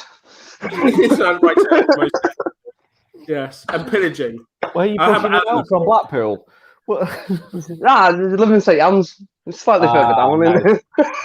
The posh bit. Posh a bit. Posh bit, but it's still shit in the sea. Yeah. Briggsy said Mark Wahlberg is president. Fuck off, Briggsy.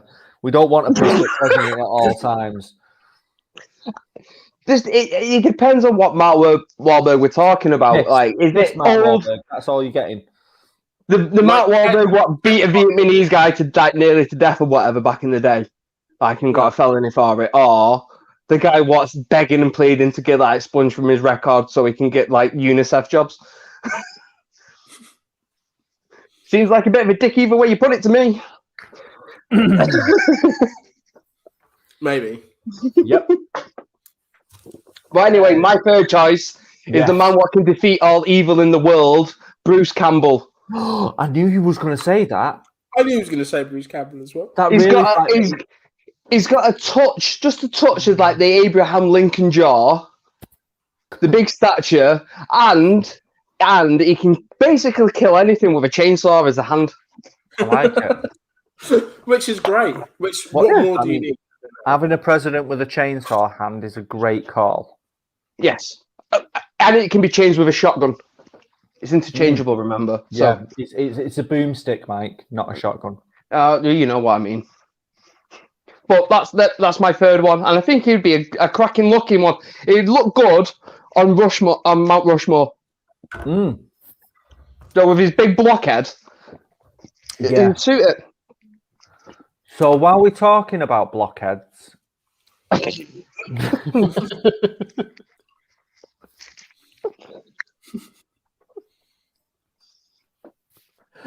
I'm going to go with Ron. Took on a lager. Oh yeah, he has got a blockhead. I agree. Fucking mega blockhead. Like Briggsy said that Mark Wahlberg playing the role as former overly aggressive cop from Boston, who's not sure whether he wants to lead America or to track down Ben Affleck. But do you know what? Overly aggressive from Boston is just Mark Wahlberg. You need to wind that back a little bit more. That's just everyone from Boston. Literally everyone, apart from those like 4 people that live near Harvard. Like the rest of it is just like it's rough as tits. Yeah, it's not rough in Boston. I thought no, fuck it, mate. The Irish are well chilled out. Shut your mouth. Yeah. Known for being really calm and chilled out, the Irish. Yeah. Especially those working class Irish. Yeah. Mate, they're the best one. Mate, I'm talking about the lower class. They're the most chilled out, and it just gets more chilled the higher up they go. Right. Is there a higher up? In Irish, like. No, do you know, we at Redline do not condone this element of racism or fascism, whatever that was, toward the Irish at all. Yeah, if you're watching and you are offended by this, we do apologise. Alan has clearly had a drink. And we don't. Fucking bro, I am Irish. No, he's not. He said that the first time he saw Idris Elba. He was like, what the fuck are you talking about? I'm black. You should see how he spells Alan. You need to see how he spells Alan properly. It's like 16 letters long and none of it makes sense. Yeah, it's all consonants. Holy shit, that's Welsh. Oh, that's my language, fuck. Well, do you know what? We have been trying to get off YouTube for a while, and if this show don't do it, I mean, nothing will. If you just get rid of us, what we're going to do? Just go back to Facebook or Boohoo? Like, whatever. Shut up. They embrace us over in Facebook. They embrace us on Facebook. They miss us. They're like, what are you doing? Why going over to YouTube? We're like, we need to get the fans because YouTube pay us. They're like, fuck it, come over to us. We'll give you the likes. We'll get all the subscriptions. It's great. We should just get a Twitch. I think we would make more money that way. Yeah. Just Alan and his kid playing on that, and then we can make the money. Don't have to film them. Fortnite. Nick's really shit at Fortnite. That'd be fun to watch. Right? You're shit at a shit game. He's saying I'm shit at Fortnite. Oh, it's actually not a shit game, you know. It's fucking ridiculous. You're ridiculous. How old are you, lad? I'm not nearly 40, mate, but it's fucking addictive. Really, honestly, I swear to God, the amount of times I've never said this before in my life, but I'll say it now with my chest. The amount of times I've wanted to throw my controller at the wall and walk round to some 12-year-old's house and punch his fucking head in is really quite beyond me. You should just do it though. I got called the other day. I swear to God, some kid called me a nonce because I died because I was on his squad, and he was just he died. You fucking nonce. We need to chill out. Like there's no need for that. It's only a game. I'd be about it. I'd be about being on Twitch just so I can hear all the insults. It's fucking. I swear to God, like that scene in Endgame where Korg's like, so the kid on the TV called me a dickhead again. Like, honestly, that is actually it. That is fully 100% what it's like. Like if you go into a random squad or something, or a random duo or Noob Master 69. Yeah. Like, if you go into a squad or something like that with just some random guys, and you end up with like some fucking teenager who's just absolutely brutal, I swear to God, it's fucking hilarious. It really is funny. About it, but yeah, Harry goes fucking mad. He'll be raging upstairs, like stamping on the floor and everything. I'll be sat down here pissing myself laughing. Because it's you calling him a nonce upstairs. Nah, because he'll be going, I can't believe he's just done that. And I'm like, I'm fucking wetting myself. Like, honestly, I swear to God, it is the shittest best game ever. But Nick the shittest best game? Yeah, like the best shittest game. But like Briggsy and Nick and like Shotty and Rick Charles. Yeah, so I watched them play a couple of weeks ago. It was fucking awful. It was Rick's terrible. Now, bearing in mind, he hadn't played long. I don't think he's been playing it long. He's been playing like COD and stuff like that. So he's not been on Fortnite too long. But he was fucking horrific. Really, really funny. Really funny. Shout out Rick Charles Media. Yeah, go and watch it. No, like literally go and watch it because it was actually. In fairness, though, if I'm thinking about the episode that we're usually pretty good at that. So like the lowest we usually come is second. But the episode that you're thinking about, of two. Shut your mouth. Wait, Alan, you've had your time. Shut your mouth. Right, the time that we're talking, the episode that I think you're thinking about is a time where Briggsy was just terrorizing Rick throughout this whole thing. So Briggsy got Rick killed twice with his terrible driving skills. I think I pissed myself laughing because Rick shot his gold, which was fucking. I swear to God, was one of the funniest. Shot his reaction was one of the funniest things I've ever seen. He was fully fuming about it. It was honestly. Please, just go to Rick Charles Media and watch his. I think what's it called? Summit. I can't remember what it's called. No, he's on Twitch. Shoddy gameplay and Shoddy gameplay, yeah, and headshots or something. But you remembered it the other day. You remembered that. But I did remember it like a couple of weeks ago, but I'd had less to drink then. But yeah, please go and watch it. It's fucking brilliant. It really, really is. It was so funny. It was a very, very entertaining game. But it was very hard to be a part of. I can understand watching it as a third party, but while you're immersed in that, it was difficult. What are we on now then? Are we going to finish this presidential thing? Are we done? Here we are. Wait, you said your third one, which was who did you say? Bruce Campbell. Bruce Campbell. I said other blockhead. Ron Perlman. I said Johnny. That was my the other blockhead. Ron Perlman. Right, so we need your number 3. I don't know. I don't even know what's happening anymore. Can I just say as well? Shout out before I get too pissed. Just gonna do all the shout outs. Shout out Talk About Network. Shout out Redline Picture. Shout out Cycling City. Mercy. Premier Battles. What's politicking you off? What's politicking you off tomorrow at 3:00? Premier Battles next. Fucking Anarchy event next. 24th Saturday, yeah, which is the 24th. 24th of April. Yeah, and then Premier Battles have 2 events as well in June as well. Is that keep an eye undisclosed out and something else? The stuff as well. Academy after it. Yeah, so it'll be Academy undisclosed and then Academy, I would imagine. Sick. No, yeah, undisclosed. No, it's undisclosed and then Anarchy again, and then Academy's coming later. Keep an eye out for Buff the Stuff as well. I shot that video, edited by Briggsy as well. I like the bits I've seen of that video, by the way, man. Really, really like it. Like that opening, the opening with the guy was giving the monologue. I really like, but that opening credit scene when Shot is walking through the door. It's just the ultimate late 1949, 1950s film noir thing to a T. And as soon as I saw that shot, I was like, that is lovely. Through the glass and everything. Yeah. I was kind of shocked that you'd made it, to be honest. Like, not...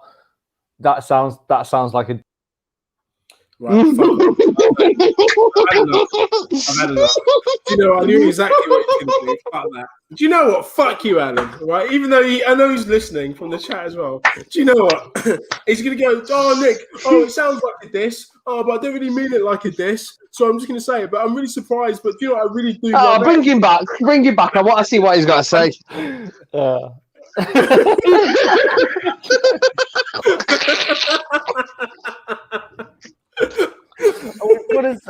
I was really dead complimentary, but you can fuck off now. Mate, do you know what? Because it's backhanded as fuck. Just give me the praise. Said it though. I've already said it. I was actually shocked. When I first started watching, I was like, "This is fucking well good." Like, this must have cost them a fortune. And I found out it was you. I was like, "Fucking hell!" Like, genuinely, I was like, "Shit." I never gave him credit for any of this when he was directing us. Like, clearly, man has got fucking a lot more talent than I ever gave him credit for. But All right. like, I knew he was good. I didn't realize he was that fucking good. And then he was a dick about it. But it was very funny. You don't understand. It was very funny. And it was super petty, which further emphasised my earlier point about it. But who argued? No one argued. I don't argue with the petty value. We all agreed. But the fact that you didn't understand it. Right, anyways, let's move on from whatever that was. I believe that was a compliment, but thanks, whatever. Kind of. It really fucking was. I don't know, understand. Adam, why can't you just say it was good? Like, why not just say, I saw your video, it was good, man, it was good. I think what he's trying, I think what Alan's trying to say is he was surprised at how professional it looked. Like, because you've got that new camera, And Joe, it's all nice and high spec. It's a different quality. Let's face it. Babes. Okay, so that's not Alan. That is Mike talking. Alan, what are you saying? Babes. It was great. Babes. Right. So, Linda, do you know what? I get it. It's fucking hilarious. I get it. It's a bit of power to this, which is great. Alan, I won't do that again. As much as there's power, there's also responsibility. I feel like I'm Spider-Man. And I can't use this. That makes me his Uncle Ben. Right, so with great power, Nick, comes responsibility, and with that it needs comic timing. And you've done pretty well in the last two occasions, so keep on going, lad. Thank you. Thank you. Night, AB and G. Thank you very much for tuning in as much as you had, man. Thank you. I'll see you next week. Cool. Sentiment shouting, Invincible, stage, rings for Amber Eve. Oh, okay. I don't know if everyone's watched it, so but answer if you have watched it. Isn't it Invincible? It's the best. It's the best. What? Ultimate power. Ultimate power is the best. Ultimate power. But just removing, like, just the power of removing Alan. Just taking me out whenever you feel like. You know what? The fact that I've not even done it up until now. I know it that says more about you than me, Nick. Okay, so I've said it was an earlier joke that I made about Linda that you've now used against me, and it was less funny. It's very much what I do. Less funny.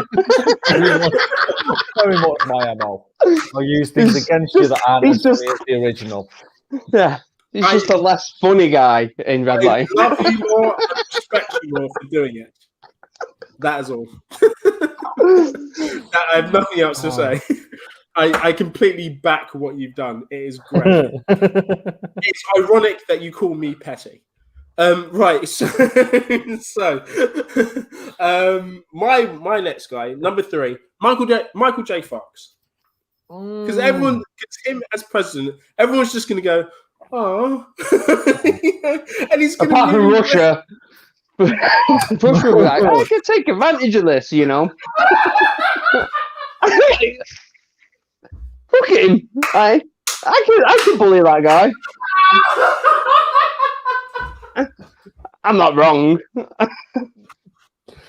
You broke it. It's good to know I can make a funny. Smashed. Absolutely. I think I've genuinely broken. You bastard! I'm not wrong, though. Am I wrong, Alan? Am I wrong? Absolutely not. Right, no, thank you. Absolutely not. Fucking 100% bang on the money. I think it was the speed in which you reacted. It was brilliant. Apart from Russia.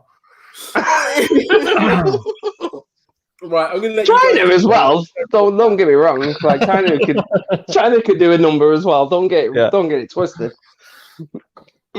Oh. But no, he's gone. He puts himself up. So have you got a 4th, Alan? Oh, I don't know. Who did he go? Michael J. Fox? No, I'll let you go and I'll try and think about it. All right, so 4 is like, so we've got Space Force now under Donald Trump. We've literally got a Space Force. Right. So when shit goes sideways in space, who do you want? Ripley. Sigourney Weaver. Oh. Like, right. No, yeah, not where I thought he was going to go. Okay. Am I wrong, though? Nah. Sigourney Weaver would fuck everyone up. Yeah, she really would, you know. He's no like questioning her. She'd fucking kill you. So yeah, Sigourney Weaver. I think that's a strong female president. I'm happy with that. Only because she's been in space before, obviously, though. Yeah, no, but I get that. And also, like, weirdly, when you went Space Force, I was like, oh shit, he's going to say Tim Allen. And then you didn't. Because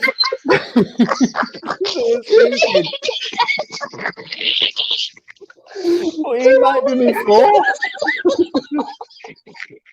Because I was thinking, like, Galaxy Quest, which Sigourney Weaver was also in.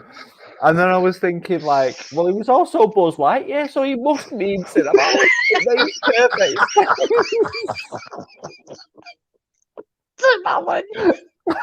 So that's what I'm going for. If I need an old white guy to sell coke to kids, right? I can't. What does the president of America do? That's like 99% of them are old white guys that sell cocaine to kids. What the fuck have I missed? So my fourth pick was Sigourney Weaver, but Alan thought I was going to say Tim Allen because he can sell coke really well in space. It's that white space powder. What do you think Saturn's rings are made of?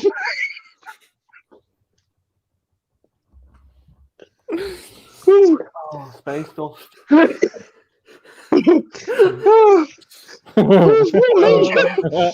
I'm sticking with Tim Allen. Tim Allen's off. Tim Allen's off. Right. Oh. Mate, do you know what? Yeah, I had such a lovely little fucking weigh-in with Michael J. Fox. And then we just went to shit on and you. then when he said Sorry. the Russians, that was it, man. That was it for me. Just like, fuck. Oh.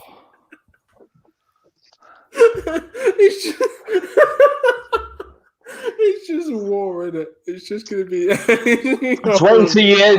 Just wait until you hear the reason for the fifth one. Oh, because it's definitely Nick fucking Cage. So just say Nick Cage and give us your reason. So Nick Cage is the only president what would make a film about aliens being real while being president, and at the start it would put a disclaimer: "This is real." So Nick Cage for president. So Nick Cage for president because he will make a film and use his presidency superior fucking predator. So basically, I'll make a film saying aliens are real because I'm the president. You've got to trust me, and I would.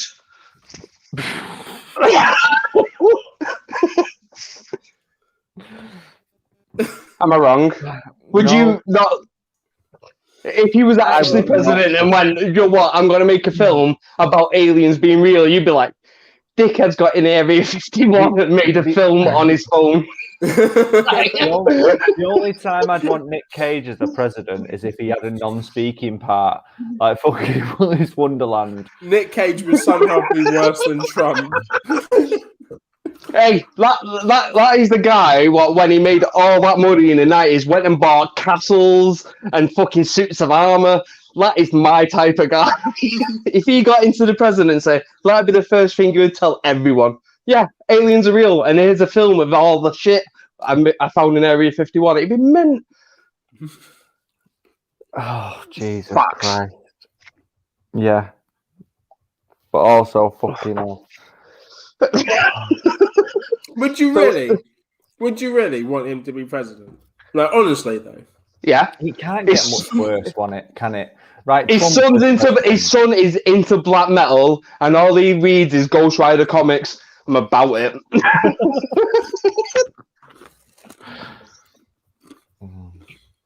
Say why he wouldn't be worse than Trump. Because I reckon he's got a nicer opinion on people that aren't white. There are few people that would be worse than Trump. Let's face that. There aren't many, are there? Dwayne The Rock Johnson. I mean, my man's a bit stupid, but he ain't fucking racist. No, that's true. It'll be the most PC presidency in the history. Nothing will get done for 4 years, but everyone will be really positive. Everyone would just be really happy. Really happy about it. I think that's what Linda means about like this is how he'll be worse somehow, because at least Trump, despite the fact that he's a massive fucking cunt, he has his. Sorry, was I not supposed to say that on news? Oh no, he is definitely a fucking cunt. I've already said it about Dwayne The Rock Johnson, so it's good stuff. Fine. But at least he had like some like ethics of where he was going. It's not what most people want. Well, it's not what any. I would say he doesn't know because he wants to remake Big Trouble in Little China. So for that, he has zero morals or ethics. Who? Dwayne. I forgot about that. That was like one of those traumatic childhood memories that you block out of your fucking mind. I didn't forget. I'll never forget. You like the North? You like a the star? North will never forget. But I would be interested to see The Rock trying to pull off the Henry Swanson look, Joe, when he goes into the brothel in the tweed coat and stuff. I would be interested in that scene because I think that scene would be incredible if they did it. Yeah, doing it. He should though. If they do make it, don't make any of the rest. You don't make any of the original, like shot for shot, apart from that scene when he goes into the brothel. That's all I want to say. Just so get an Asian bird with green eyes. Why would Dwayne "The Rock" Johnson not be a good president? I don't know enough about his politics. It seems like he's very populist because he's trying to appeal to a mass audience because he's an actor, which I get and I understand completely as an actor, but I don't think that really goes over to politics. If you've not had a defined tone to your politics throughout your acting career, it seems false. It feels like Ronald Reagan. It feels like Donald Trump. It feels like people what shouldn't be in politics get in there because it's a popularity contest. It's weird. He's just weird. Like, don't get me wrong. He's probably far more diplomatic than Trump would ever be, and he'd probably get a lot more stuff done because people would be genuinely terrified of him, like choke slamming him or rock bottoming him through like a bench. He'll get shit done. But I don't know where he would fall within the political spectrum. And I think that is a worry when it comes to famous people in general running in politics. If they haven't had a voice before they decided to run, Joe, a defined voice. Like Zach De La Rocha from Rage Against the Machine was a communist basically beforehand. He was a communist while he wrote his music. And he's a communist afterwards. Like you can see, he's got a very, very, very strong left political. Like, but when it comes to people like Dwayne "The Rock" Johnson, it's not so clear where any of his political linings stand, apart from populism. Yeah, and I think that's a dangerous route to take within any form of politics, not just celebrity politics.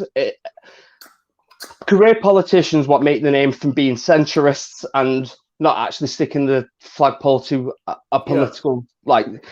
But someone like Dwayne "The Rock" Johnson, you'd probably assume that he stands kind of centre left. You would think that, but wouldn't you have thought that about Ronald Reagan back in the day? Yeah, I suppose. Like you'd think that, but they're always got to run centre right. It's just the way because they're involved in big money. It feels hard for any career politician to be anything but centre to right. Yeah. Career politicians, he's very rare. He'll get, especially in the Western political landscape. He's not really that many. We had Corbyn. The States have got Bernie. But apart from them, the general public, how many do you reckon the general public can name left-wing politicians? Proper, out-and-out left-wing politicians. Yeah. It's not that often. And that's the worry when you bring in celebrity into this because they are popularists in every way, shape and form because they're on about the book. There's your worry. Yeah. Do you know what? All of this aside, I'd make a fucking great president. Apart from when they ever pull up any Red Lion live, or any Red Lion content. They don't like Tories. My first, I know you're kind of doing it really casually, like you just delivered an insult, you're taking chilled sweetie swig of that, Alan. Mate, when I see you, Alan, I'm going to smack you in your fucking cocky face, you piece of shit.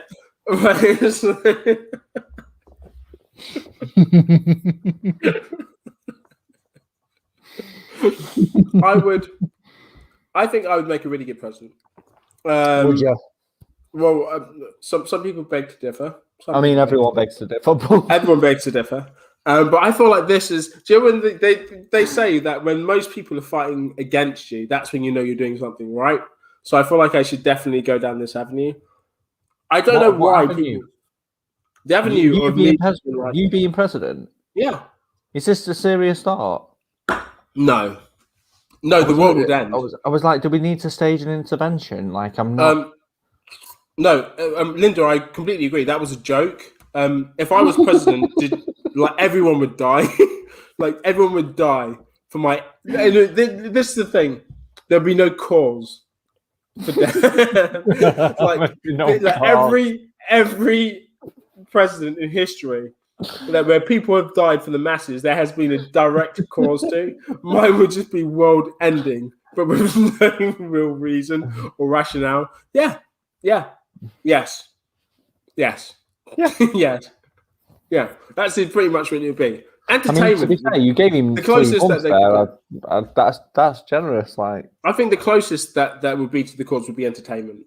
That'd be the closest rationale. That would be to people. You'd be like President Snow in the Hunger Games. Where you just like everyone kill everyone, and the survivors get like a cake. Yeah, the survivors get to look at me and bask in, my glory. Yeah. Did you two both pick your fifth? No. No, right. So my last. Well, I did. Nick Cage. That's my fifth. There you go. Oh yeah. Because you made me pick 4 and 5 together. We've literally been arguing it since. That's how you know it'd be a good president. Yeah. I might. Do you know what? Do you know what? I might go into it. I might get into all this business because Linda doesn't think I can do it. Vicky doesn't think I can do it. You guys don't. I don't think you could do it. Yeah, you guys. I already said you don't. I already said you, and then you. Yeah. Said But it again. I'm expressing it out loud on the internet. Don't run in politics. Why don't you think I could do it? I'd be brilliant. Why? Yeah. What? Because you like getting fucking twatted too much. So what? No president apart from Diane Abbott is getting twatted as much as you want to get twatted. Mate, Drinking mojitos on the fucking bus. The things I would do. Mate, they I would argue that Clinton Clinton was on it quite a bit. I would argue that Clinton was on it a fair amount. Certainly did look like it, like the Columbia marching powder. I'll give you that. Yeah. Like I would, like he really looked like any of the presidents was an absolute fiend for the dust. Mm-hmm. I feel like Angel dust. He's that guy. He's that guy that will just shove anything up his nose or in his body, just to be like, I can feel something for a second and finger someone. Like he is that guy. Laugh my ass off. Diane had one bloody mojito. One too fucking many. You know what I mean? What? Linda? What? Linda says Diane had one bloody mojito. And I said, yeah, she had one too many. It's the driver you got to worry about. Not her so much. Mate, the White House wouldn't be called the White House anymore. Apart from that fucking yayo, if you know what I'm saying. But do you know that's what? Right, it's the White House. Man, that's right, it's the White House, man. I'll make it the fucking White House. Fucking Colombian drug lords all around it, man. I'll make that shit the White House. Fuck me. You know what I mean? I'd literally arm every single fucking able-bodied man, woman, and child. Yeah, in the USA. So you'd just be American. Don't you sound like you'd want to be? Do you remember you remember McAfee? The software, like virus shit. Oh yeah. The guy what invented that made millions, I mean millions, sold his company off, then went to like Belize, killed his neighbor, his dog, and a bunch of other people, started like shagging all like the prostitutes in the local area, just started arming all the locals, and then realised I can't kill people without getting like the cops on me, and started going on the run, and he run for the president. So yes, I believe you could be the Pat McAfee of running for presidents. I would literally, do you know what? I would literally just have them all shoot each other in a massive fucking big old brawl. Just go, you're all fucking stupid. Shoot each other. Like you're a totalitarian, like a dictator just goes, right, you've got to kill him or he's going to kill you. No, for pure entertainment value.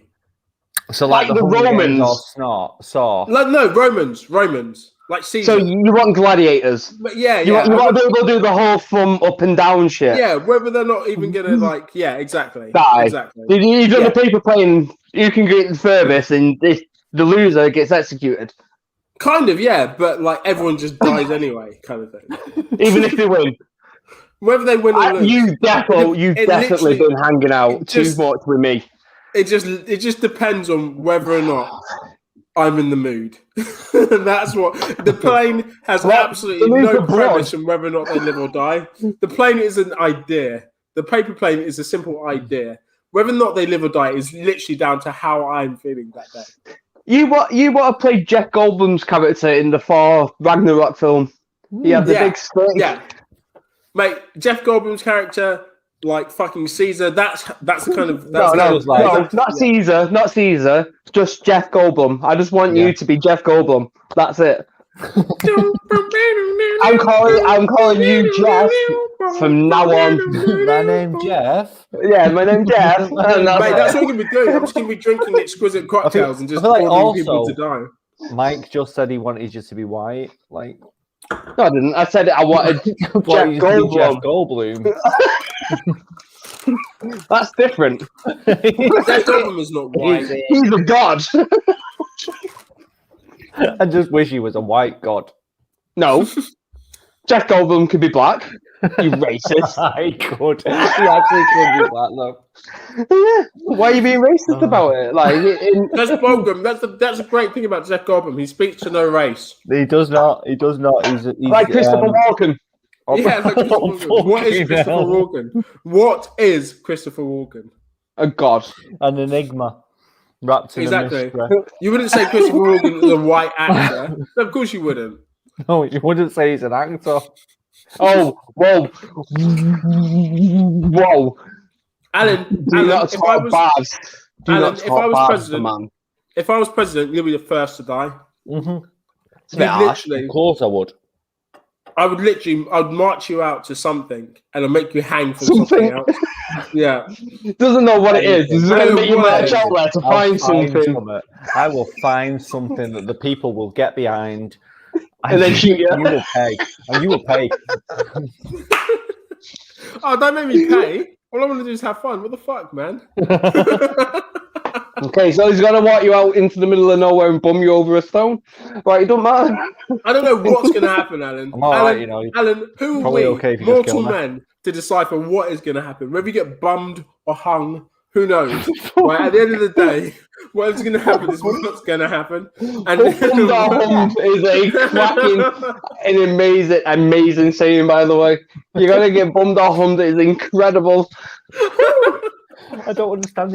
Are you just getting bummed, or are you getting bummed to death? Mate? This is what I'm saying. Who are we? Who said death? Right, you got to have a good time. That's why the hum is in there. Hanging you. Oh. Bummed or hummed. See, you went to the bar with a m. Not hum, not with a g. No. Make him go if you want to. After your hum. Right, anyway. Right, so that leads me on to the next segment of Red Line. Where this has gone to. We've ended on Nick Cage, and you need to tell me who your fifth one is, because I know who mine is. Mine, Samuel Jackson. Fifth president? Oh, fuck off. That was mine. Oh, originally, you black people. Racist. No, I just want to hear the president say motherfucker. And Samuel Jackson's the only person that can say that. Racist, Alan. I appreciate Al. You know, I laugh. He's not the only person that can say it. I defended you when Linda came out with all of those fucking racist labels against you. I defended you. No, you didn't. Your only black friend. Your only. You know what? I didn't. I didn't. Just the one. I didn't defend. He's got at least 4. But as your only black friend, I thought it was my duty to defend you, and I decided not to and to add to it, but I wanted to. Right? I wanted you to know that I literally had 35% of my want that wanted to help you. 35% of time that I wasted on you. That's more than a third. Wow. And I didn't do it, but I wanted to. And I want you to know that time when I spent thinking about wanting to help you, that time is now gone, and it's your fault because of what you just said. How dare you? How dare you? I hope you're happy with yourself. Actually, that's a lot of it. You're actually like a massive twat. So, twat means pregnant fish in Turkish. There you go. There you go. Actually, like there you go. Pregnant fish in Turkey. Yeah. But over here, you're still twat. Make fish, big eyes, big googly eyes, big lips. Wow. Fucking Little Mermaid, Sebastian, who has big lips, racist. That was pretty funny, though. Like, I'm not going to lie. Nick, that was pretty fucking funny. It was very quick as well. I know. Like, really it's not there. It's like he pre-thought about it. It was a pre-buttle. Yeah, like he knew you were going to say something bad, and he had it loaded, ready to go. Nick always knows I'm going to say something bad. I've got like about 1,000 things ready to go. That was just one of the ones he's tripped on at the moment, so that's absolutely fine. However, Linda begs to differ. That's perfect. Nick is absolutely a pregnant fish. So there we go. There we go. You a massive spooner. Type of fish. Is that type of fish? Is it a pregnant fish? Absolute trout. No, if you call it a twat one, like if you're in Turkey. Yeah, exactly. Umut Jerkins for see you next Thursday. Oh, okay. So my dad lied to me, the prick. He told me that's what he was when he beat the guy up in Turkey. Yeah. Twat! It means pregnant fish. Don't say that to anyone. It's Turkish. Don't worry. Twat! Made sense to me at the time. Just blame everything on the Turks, don't you? You know what I mean? No, he's very much blaming his dad. I don't feel like his dad's Turkish. Hey, so what are you saying, Alan? Something racist? Go on, mate. So you're not wearing a hood at the moment, and you've not lit a fucking cross. So I don't really understand what you're saying. But go ahead, mate. Sorry, what are you saying? My dad isn't Turkish. Death to the dogs. So why do you hate dogs? Wow. Oh, what's wrong with you? Who doesn't like dogs? No He one doesn't like dogs. What's wrong with you, Alan? Dogs are sent by God for just pure joy and love. That's why it's spelled God backwards. Yeah. Temple Tap.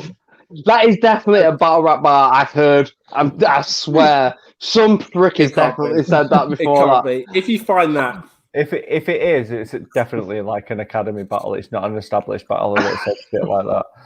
Linda, if you're only just discovering this, he's a misogynist. You must catch up. I'm definitely way worse than you. These guys tell everyone. These guys tell you guys this every week. I am worse than you. Yes, it's pretty funny though.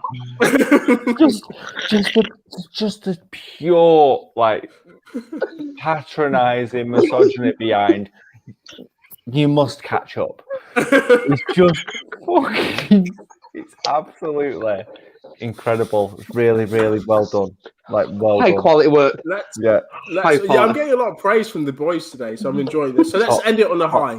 So today we've got pick of the week, pick of the week, pick of the week, pick of the week, pick of the week, pick of the week, pick of the week, pick of the week.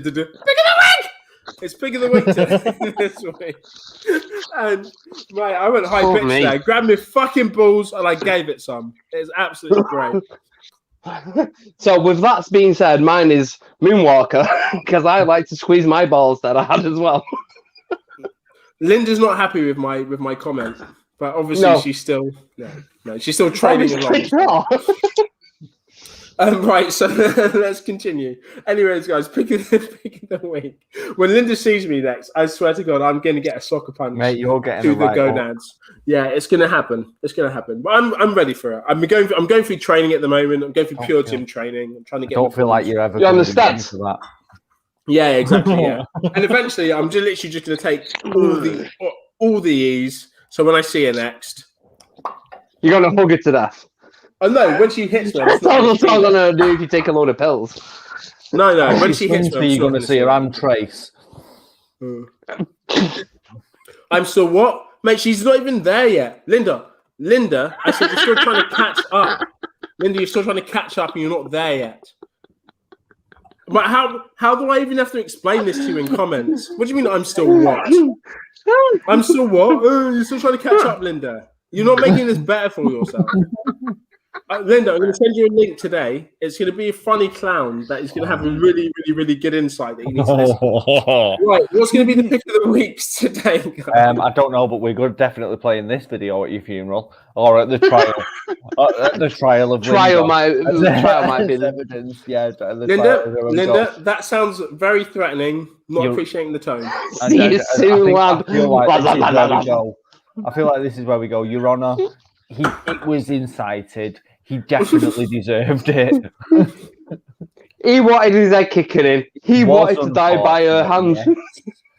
But in Linda's defence, he was a prick. Guy. He was a Torah. Yeah.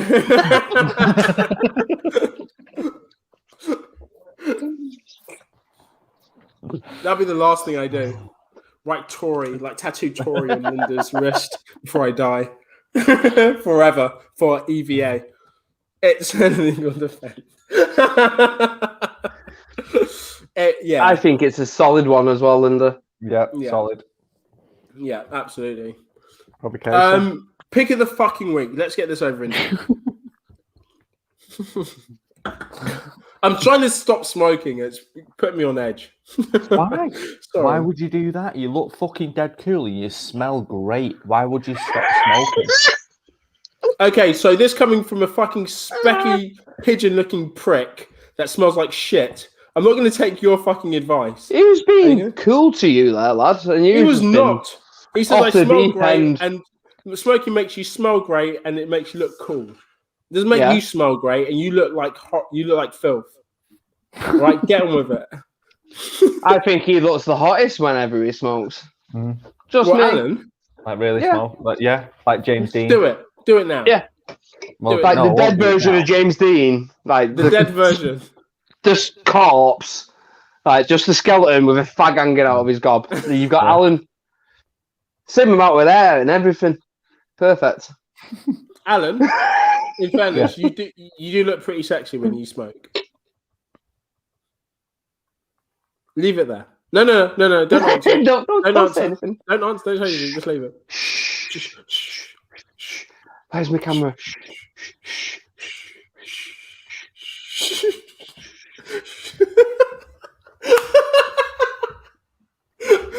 All right. For the third and final time, pick of the week, please, guys. Anyone got a pick of the week? Anyone at all? Go on, Alan. You can go first. Same, bro. Same, bro. Looking good, bro. They do that flirting shit, mate. Mate, in the words of rap, egg looks perfectly spherical. That beanie, bro. That beanie, bro. Earphones, glasses.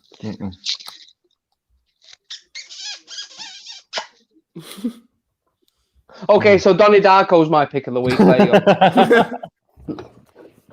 Did I not say Donnie Darko? Have we not already had this? I feel like I've said. Okay, Red Dawn. There you go. Red Dawn. Wow. All right. That was a shift. Wow. Fuck me. That's not the same film. Everyone's banging on about me having some fucking wine. Mike, calm down. I know we're trying to get off because we've been on a while, but my pick of the week is Nick's funeral. You should tune in.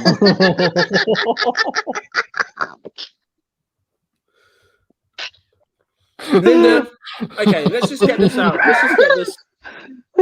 That's pretty funny though. That's Linda, let's just get this out in the open. You and me, yeah? I hardly threaten, okay?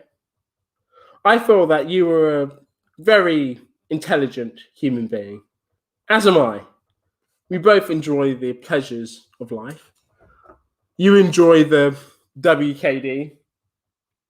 I enjoy the Prosecco. Who's to make me a Tory because I enjoy the finer things in life? Let's just take the other boys out of it for a second. Linda, this hatred, or whenever you've concocted this facade of, males and people eating meat and all this kind of middle leftism to be, and you've decided to kind of concoct this into a Nick-shaped, embodiment, and then decide to direct all this hatred at me. Linda, I just need you to understand. It's okay. I'm here for you. We're all here for you. And when we decide to have a chat about this face to face, please note that I will be in my beach house in Cuba. Hi guys, sorry, what happened to you there?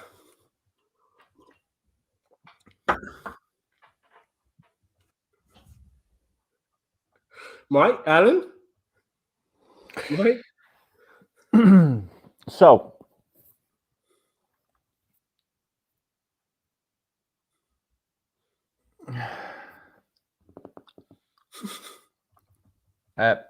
Mike, you muted. Yeah, there we go. I decided while he was having that fucking verbal diarrhea to go and stroke my dog, which was far more enjoyable than listening to that. But Vicky was listening to it in the other room, so I had to kind of listen to it again. Kind of shit. Also, it was really nice knowing you, Nick, and it's been a nice journey. Like we've been on together. Like it's been lovely. But if you need someone to carry you, just let me know. Don't ask me. I've got a bad back.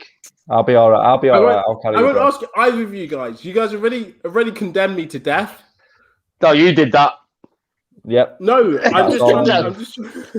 Do you pick a fight with Linda on the internet? Yep. That is on you. And you went in. Like, you went really confident on it. And I don't feel like... You went, Billy Big Bollocks, I'm a white Catholic in England type of, like...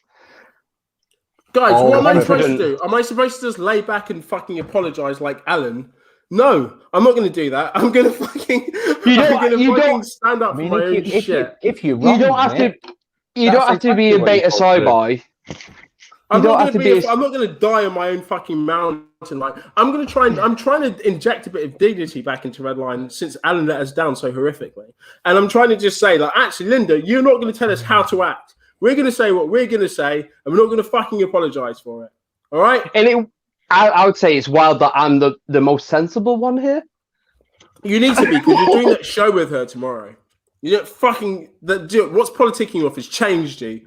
Alan's apologizing. I'm having to do my own fucking one-man segments. You've changed, Mike. I would say that comes with fame and fortune. And I got money and paid, and what can I say? People want me. I need to be better than you lot, so that's the end of that. Let's see what's happening. But you are better than us. Yeah, I know. I've been joking, so I remember everything. More threats. Nick,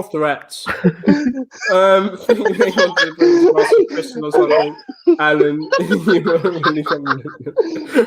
Nick, pick your glass up. Nick, pick your glass up. Why is there a sticker on it? Why? Oh yeah. I didn't know. Is that to prove that you've got genuine crystalware? Is that just to prove that you've got money? I feel like it is. Like us lot have got like those weird cold glasses what you got from McDonald's like 6 years ago.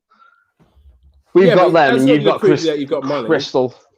Yeah, okay, right. So I'm going to remember this little fucking rant when you want to swim in my pool again, Mike. So fuck you. It's not my fault. You said it's not my fault. You said let's recreate the Barrymore dream, and I said okay. Yes, it was your fault. You said okay. you saying okay means the whole thing is your fault. The guy dying in a pool, the bumming, everything, your fault. I think a court would find the guy What will have to say? Dumped me while I was just having a shit in his bog is the one at fault here. Like, oh it's yeah, not the guy doped you, or the guy actually giving you the drugs you asked him to pass you. Anyway, we're not going to get into this. We're not going to we'll wait till the court date. We'll wait till the court date. I get it. All right, but mate, you know what they say if you're smiling during the bumming, it ain't no fucking right. Anyway, right, never mind. Anyways, right, we digress. So, Mike, yours was something like Red Dawn for this.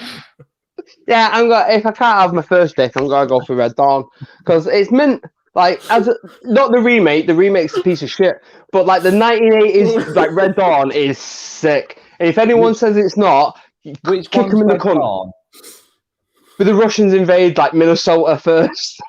Oh right, okay. So was it Hemsworth that the remake? Did it? Right, yeah. The original. But the original. Yeah, yeah. Into it. I'm okay with it. Because when you said it, which one was with? Which one was the one with Anna? Red Sonja? I don't know which one. It was a red something where he was in. He was like, I don't know. He was Russian in it. It was weird.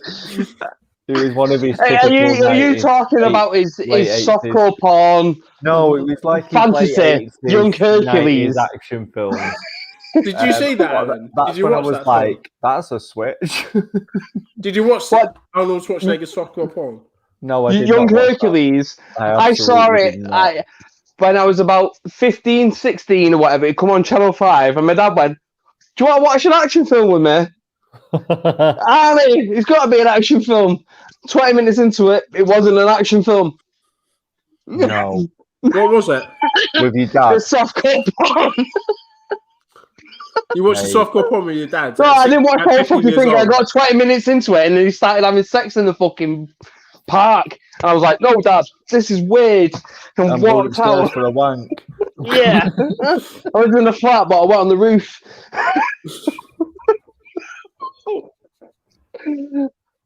Go bed. Terrible. Go Terrible. bed now. Really tired. I'm really tired, Dad. Mate, do you know what? The time when I was fucked, this episode can't be going any worse than that time. Surely. Like, we're talking about watching softcore porn with your dad when you were 15. I can assure you the time when you was fucked was infinitely far worse. Far worse. How can that be worse? How? Watch it back. What did I do? Everything. Specifically. Everything. You was about it. You was flashing your cock on camera. You was going with your lid on your laptop. So we saw Briggsy and shot his cock. It was too much, man. Too much. Was a lot of cock involved? It was too much cock. There were far too many cocks. Sure. And then what did I do wrong? Well, you started wanting to touch people, and over the internet, you can't touch it. It's weird. Did you? Was it terrible because you guys couldn't touch the cock? No. You used begging us. OnlyFans that you'd paid not to see. Did you guys want to touch the cock or not? Nope. Never. No. So I don't understand. So if you didn't want to touch the cock and you didn't get to touch the cock, why wasn't it not okay? It's because you wanted to touch the cocks. Yeah, all the. I don't remember that. All of it. I remember Alan wanting to touch cock, and I tried to provide him a service, and Alan saying, "No, really not." Did you not want to? No, really. No, you can't remember straight, mate. No, I can. If anything, I remember better now because I'm back in that like drunken state. You committed internet assault on everyone. Well, surely that's red line. That's us every week. Pretty much. But this is why it's hard to differentiate between what we normally do and what I particularly did wrong that yes. Week. But anyway, basically, you too much cock talk. Too much cock talk.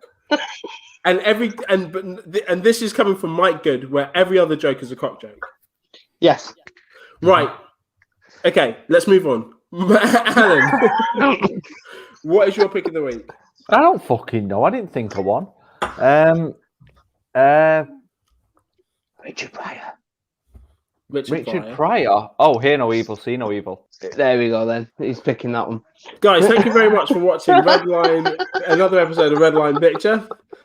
This has now gone on for 2.5 hours, and I think this is... I'm going as well. This is... Okay, Mike's going as well. That's great. Let's get Alan back. What happened, okay, guys. I don't know. He didn't like you. He didn't like you. Is that because you... Have you got a Richard Pryor film? No, just a technical fault. What the fuck was that then? Oh, you such a... Wow. Where's... So anyway, this is the Red Lion podcast. Mike's gone to get inebriated further. Nick's gone to lick his wounds, amongst other things. I'm sure he'll really enjoy himself alone. So I decided to pick Hear No Evil, See No Evil. Great film. If you've not seen it, go and watch it. Early sort of 75, 76. Really good comedy. Richard Pryor, Gene Wilder. Just really good. Go and have a go. Mike, you coming back, or are you just gonna keep on muting your mic and then muting it again? No. Hi, that was beautiful, man. Hi. That was great. Hi, are you all right? I feel like you could do this yourself. What's happening, cunts? I don't You've been feel like I demoted. want to be... What's happening, cunt? You've been moved down to the bottom of the pile. I don't care. Yes, you do. I'm dirt trash anyway, so it don't matter. Oh, Dirt Alan, trash. got it. I'm just a teenage dirtbag. Okay, guys, let's just sign off because fuck this. Yeah, because we don't need you to your sing. Pick of the week, you dickhead. Yeah. Oh yeah. Fuck. What was my pick of the week? I watched something that I watched today. You're an asshole. It's funny. I'm a guy. I'm a guy. I'm a pick of the week. Oh my god. What did I watch? I watched something the other day, and I thought this could be good for my pick of the week, and then I fucking forgot what it was. Has anyone watched Judas and the Black Messiah yet? No, not yet. I can't find it anywhere. It's on Amazon. Oh, is it? Yeah. Right, okay. That I'll give it a shout. Yeah. Is he getting shouted for the Oscars and shit like that? Yeah, man. Great. Rightly so. It's sick rating though. He's that and great. I think One Night in Miami. I think that's an Amazon one as well. About Sam Cooke, Muhammad Ali, Malcolm X, all met to go in the hotel room. Yeah. I really want to see that one as well. I might watch that over this weekend. I think we spoke about that last year when they were talking about making it, and he was like, "Oh, it'll be fucking sick if they get that story down. It'll be really, really good." Yeah, so I'm hoping to get that watched over this weekend at some point. Yeah, in between Peyton and getting inebriated, every weekend. My pick of the week's for Jackie Chan Phyllis Hyena. The what? I heard Jackie Chan, and then just a bunch of fucking mumbles. Jackie Chan's Phyllis Hyena. That's it. I generally don't think I've seen that. When's it from? No. 1970s Jackie Chan film. Great film. Sorry, it's early Jackie. Is it Hong Kong Jackie? Yeah, Hong Kong, Asian cinema. So when he had all his wire work and stuff like that, his specialist crew and stuff like that. No. So it's after. Yeah, kind of, but it's more of it's less like wire work, more his authentic stuff. He's very I didn't mean that wire work. It's his own stunt coordination. Was with him since 70. Yeah, it's basically his Asian cinema crew, but it was one of the first Jackie Chan films I ever watched. Apart from is that the one Dragon Fist? Is that the one where there's all the bookcases or all the filing cabinets dominoing into each other, and he's making it to a window at the end? No. No, but that does because that's one of the ones where he familiar. smashes his skull open, isn't it? Yeah, that's not Fearless Hyena. Right. Fearless I Hyena is. don't think I've seen Fearless that one. Hyena is the one about it's just basically him and his master. He's not allowed to teach kung fu or show off his kung fu because there's someone that wants to kill him. And this person wants to be the grand kung fu master. And if they see kung fu being shown, they'll kill all kung fu masters. But anyways, he ends up beating up these street robbers and showing off his kung fu, but modifying it somewhat. These guys say, "Oh, you could earn a lot of money." They're poor as well. And they say you can earn a lot of money if you fight at our kung fu school, and then you beat up anyone that gives us any shit. So it's like, okay, cool, I'll join you guys. So but it was Hong Kong Fight Club. Yes and no. It's not Fight Club. Basically, these guys have a school and they teach people kung fu. He kind of pretends to be someone else, and he loosely teaches the kung fu without kind of giving up his own appearance. So he kind of disguises himself when he's teaching it. And then this basically evil kung fu master goes from school to school, challenging all the kung fu masters and killing them basically to become the ultimate kung fu master. And then eventually they get to that school, he realizes that they find the granddad who's been teaching him and attacks him. This Jackie Chan has to learn a different style of kung fu to beat the grand kung fu masters, and that's the kind of hyena stance. So it's like 3 different types of kung fu. It's joy, it's sorrow, and it's aggression in the kung fu stance. And basically, he has to adapt all of these to beat him. And that's the story. But it's fucking funny. It's great. It's a really good one. I found it. It was one of my favorite ones back when I was a teenager.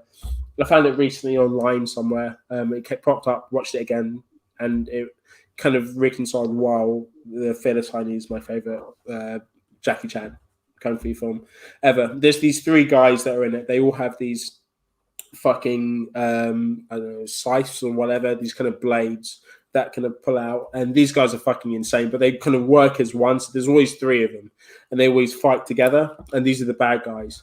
But there's a scene where at the end where he fights all 3 of them, and it's just insane. It's just brilliant. It's like one camera, and it's just these guys literally just trying to attack him. He's flipping, he's countering, he's attacking them just the best way he knows. But these guys are working as like a fucking robot. He's countering every single thing that they're doing. Just watch it. If you haven't seen Fearless Hyena, just watch it. It's an old kung fu. It's an old kung fu movie, but watch it dubbed as well because the voices. Because it's funnier. Yeah, it's funnier for me. The voices in it are really. There's this like kind of like Japanese guy that comes in and he's got this sword and he calls himself I can't remember. He calls himself what does he call himself? Like the sorrow sword or something like that. But the voice acting that comes into it. So it's like something from the Carry On film. It's like, hi, I'm the 12th sword. It's just like, right. Swallow sword. Yeah. In the head, it's just Christopher Waltz doing really, really, really, really camp Asian accent. Yeah. Yeah, it was just, when he first says that, I'm just like, yeah, he's just taking any dignity that character once had. Yeah, pretty sure he doesn't sound like that, but that's fine. That's fine. But it's a great film. Like I always rate Jackie Chan before he started doing his kind of American stuff. Apart from, I guess when he did Police Story, he's still doing his kind of like Hong Kong stuff. But then, Police Story is set smack bang in the middle of his Hong Kong stuff because he did like that weird softcore porn stuff that we was talking about. Then he went into Jackie Chan did softcore porn like as well as this stuff. Excuse me? Is there anyone that we don't love in Hollywood that didn't do some kind of softcore porn? How do you know? Steven Seagal. How do you know? Because no one wants to see a fucking whale with a little dick. So yeah, but he did softcore porn first, like wild. What? Yeah. Do you not know anything about porn? Yes. And Arnold Schwarzenegger did. Yes. And you saw both of these films. Jackie Chan did more than one. With your dad? Did you watch Jackie Chan with your dad as well? No, just my mum. That's awkward there. All right. That's awkward. Yeah, I'm gonna come back, haven't you? Right, point proven, dickheads. Right, but yeah.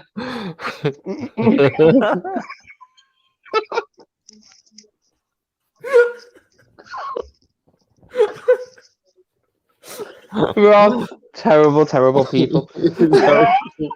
Uncomfortably just went, now with me mum.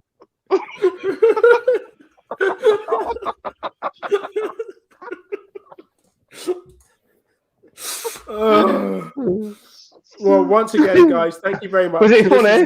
This is another episode of Red Line Picture. That's an absolute fucking write-off.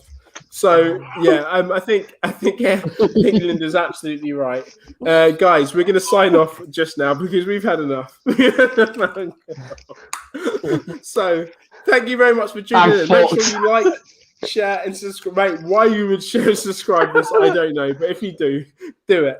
Make sure you like, share, and subscribe. It's funny. Make sure you guys tune in to What's Politicking You Off. That is going to be at 3:00 tomorrow. And featuring Mr. Mike Good as well, Cyber Mike Good, which we actually do have decided that we do like to see. And also Linda, who you've seen in the comments as well. She's an absolute gem. She features. Yeah. She's literally on every single week without fucking fail. She tunes into this. And as much as she gives all of us a hard time, we love her to bits. I'd argue Linda doesn't give me that much of a hard time. I'd say all of us. I'd say all of us. And I'd say that. And it's not even really Alan, it's just me. And it's only because I give Linda such a hard time as well. But that's part of the relationship. Linda will be back with her show, which is Pod of Mercy as well. So she's planning to be back at the end of the month. But fantastic. Yeah. I did get a message from Linda asking if I'm going to go on. And I think we've got a topic. So we will be recording soon. And it's going to be a cracker. Mm-hmm. Don't try and button me up now, Nick. We're done. Linda, you and I can never be done. Well, you know I wasn't going to say anything. You know that. But yeah. Well, did you get one? Yep. It's just me that didn't. Yeah, but he's been on twice already, so we'll leave. Yeah.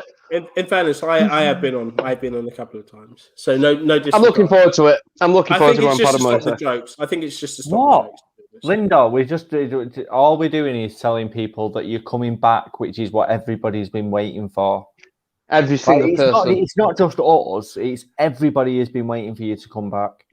So that's all we're saying. You're the respectable one on the Talk About It network. Like credible. Apart from me. Yeah. Apart from me. Credible Linda. Yeah. Credible Linda is a new name from now on. Credible Linda. Credible. All right.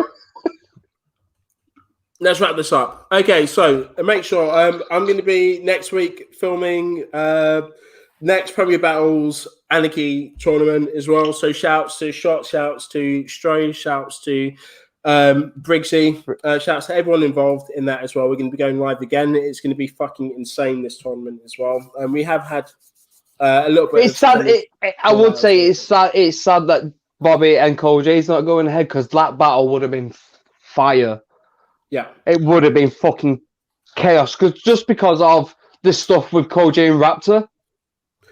And then this on top, it would have been great. I hope it goes forward in the future.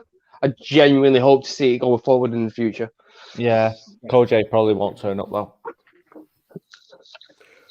So yeah, but it's going to be the battles that are going to be happening are going to be absolutely insane as well. June is going to be the month to look out for as well. First live event as well, with people coming back to it as well. So we've got the Anarchy tournament. We've also got an undisclosed tournament as well, which we're looking forward to it. Make sure you look out for Buff the Stuff as well. Filmed by myself. That's going to be the second or third video that I put out this year as well. Second maybe. So make sure that you're looking out for that. Got loads of shit coming out as well this year. I've been doing a lot of fucking work this year, guys. It's been weird. It's been weird actually working. We have actually got a decent thing coming down the line as well, Nick. Just think about that shot we've got coming down the line. It's going to be special. It's going to be special. Who knows? It'll be special. You know that's going to be special. You can you can be Billy Big Bollocks and say that's going to be good. I know that's going to be good. Whatever's coming down the line is coming down the line. But there's a lot of special. There's a lot of good stuff coming as well. So make sure that you guys keep locked into Red Line Picture because we're doing a lot of shit as well. This year's ours. So fuck it. Thank you guys for tuning in this year as well. Thank you for having a drink with us. Thank you for having a laugh with us, mate. Don't take any shit that we say seriously. We're literally just here to play, man. We're here to have a drink, talk about shit, and have a laugh, especially this prick down here. Alan, before next week, you need to catch up on Invincible so we can watch. Yeah, we can properly talk about it. Yeah, I swear to I'll smash it out this week. Someone was commenting on it before. I can't remember who it was. It was Sentinel. Sentinel? Sentiment FC. I just made him a guardian of the podcast. So yeah, so Sentinel. He was commenting about it before. So when you're caught up, we can have a proper talk about it because that show deserves more than we give it credit for today. Because it's great. We could only talk loosely about it. My analogy was the perfect analogy of this episode, and which probably was slept on. But nevertheless, I'm drunk. We're fucked. We're having a good time. It's Friday, maybe Saturday now. Who knows what the fucking time is? But it doesn't matter. Make sure you tune in next week as well for more Red Line Picture goodness.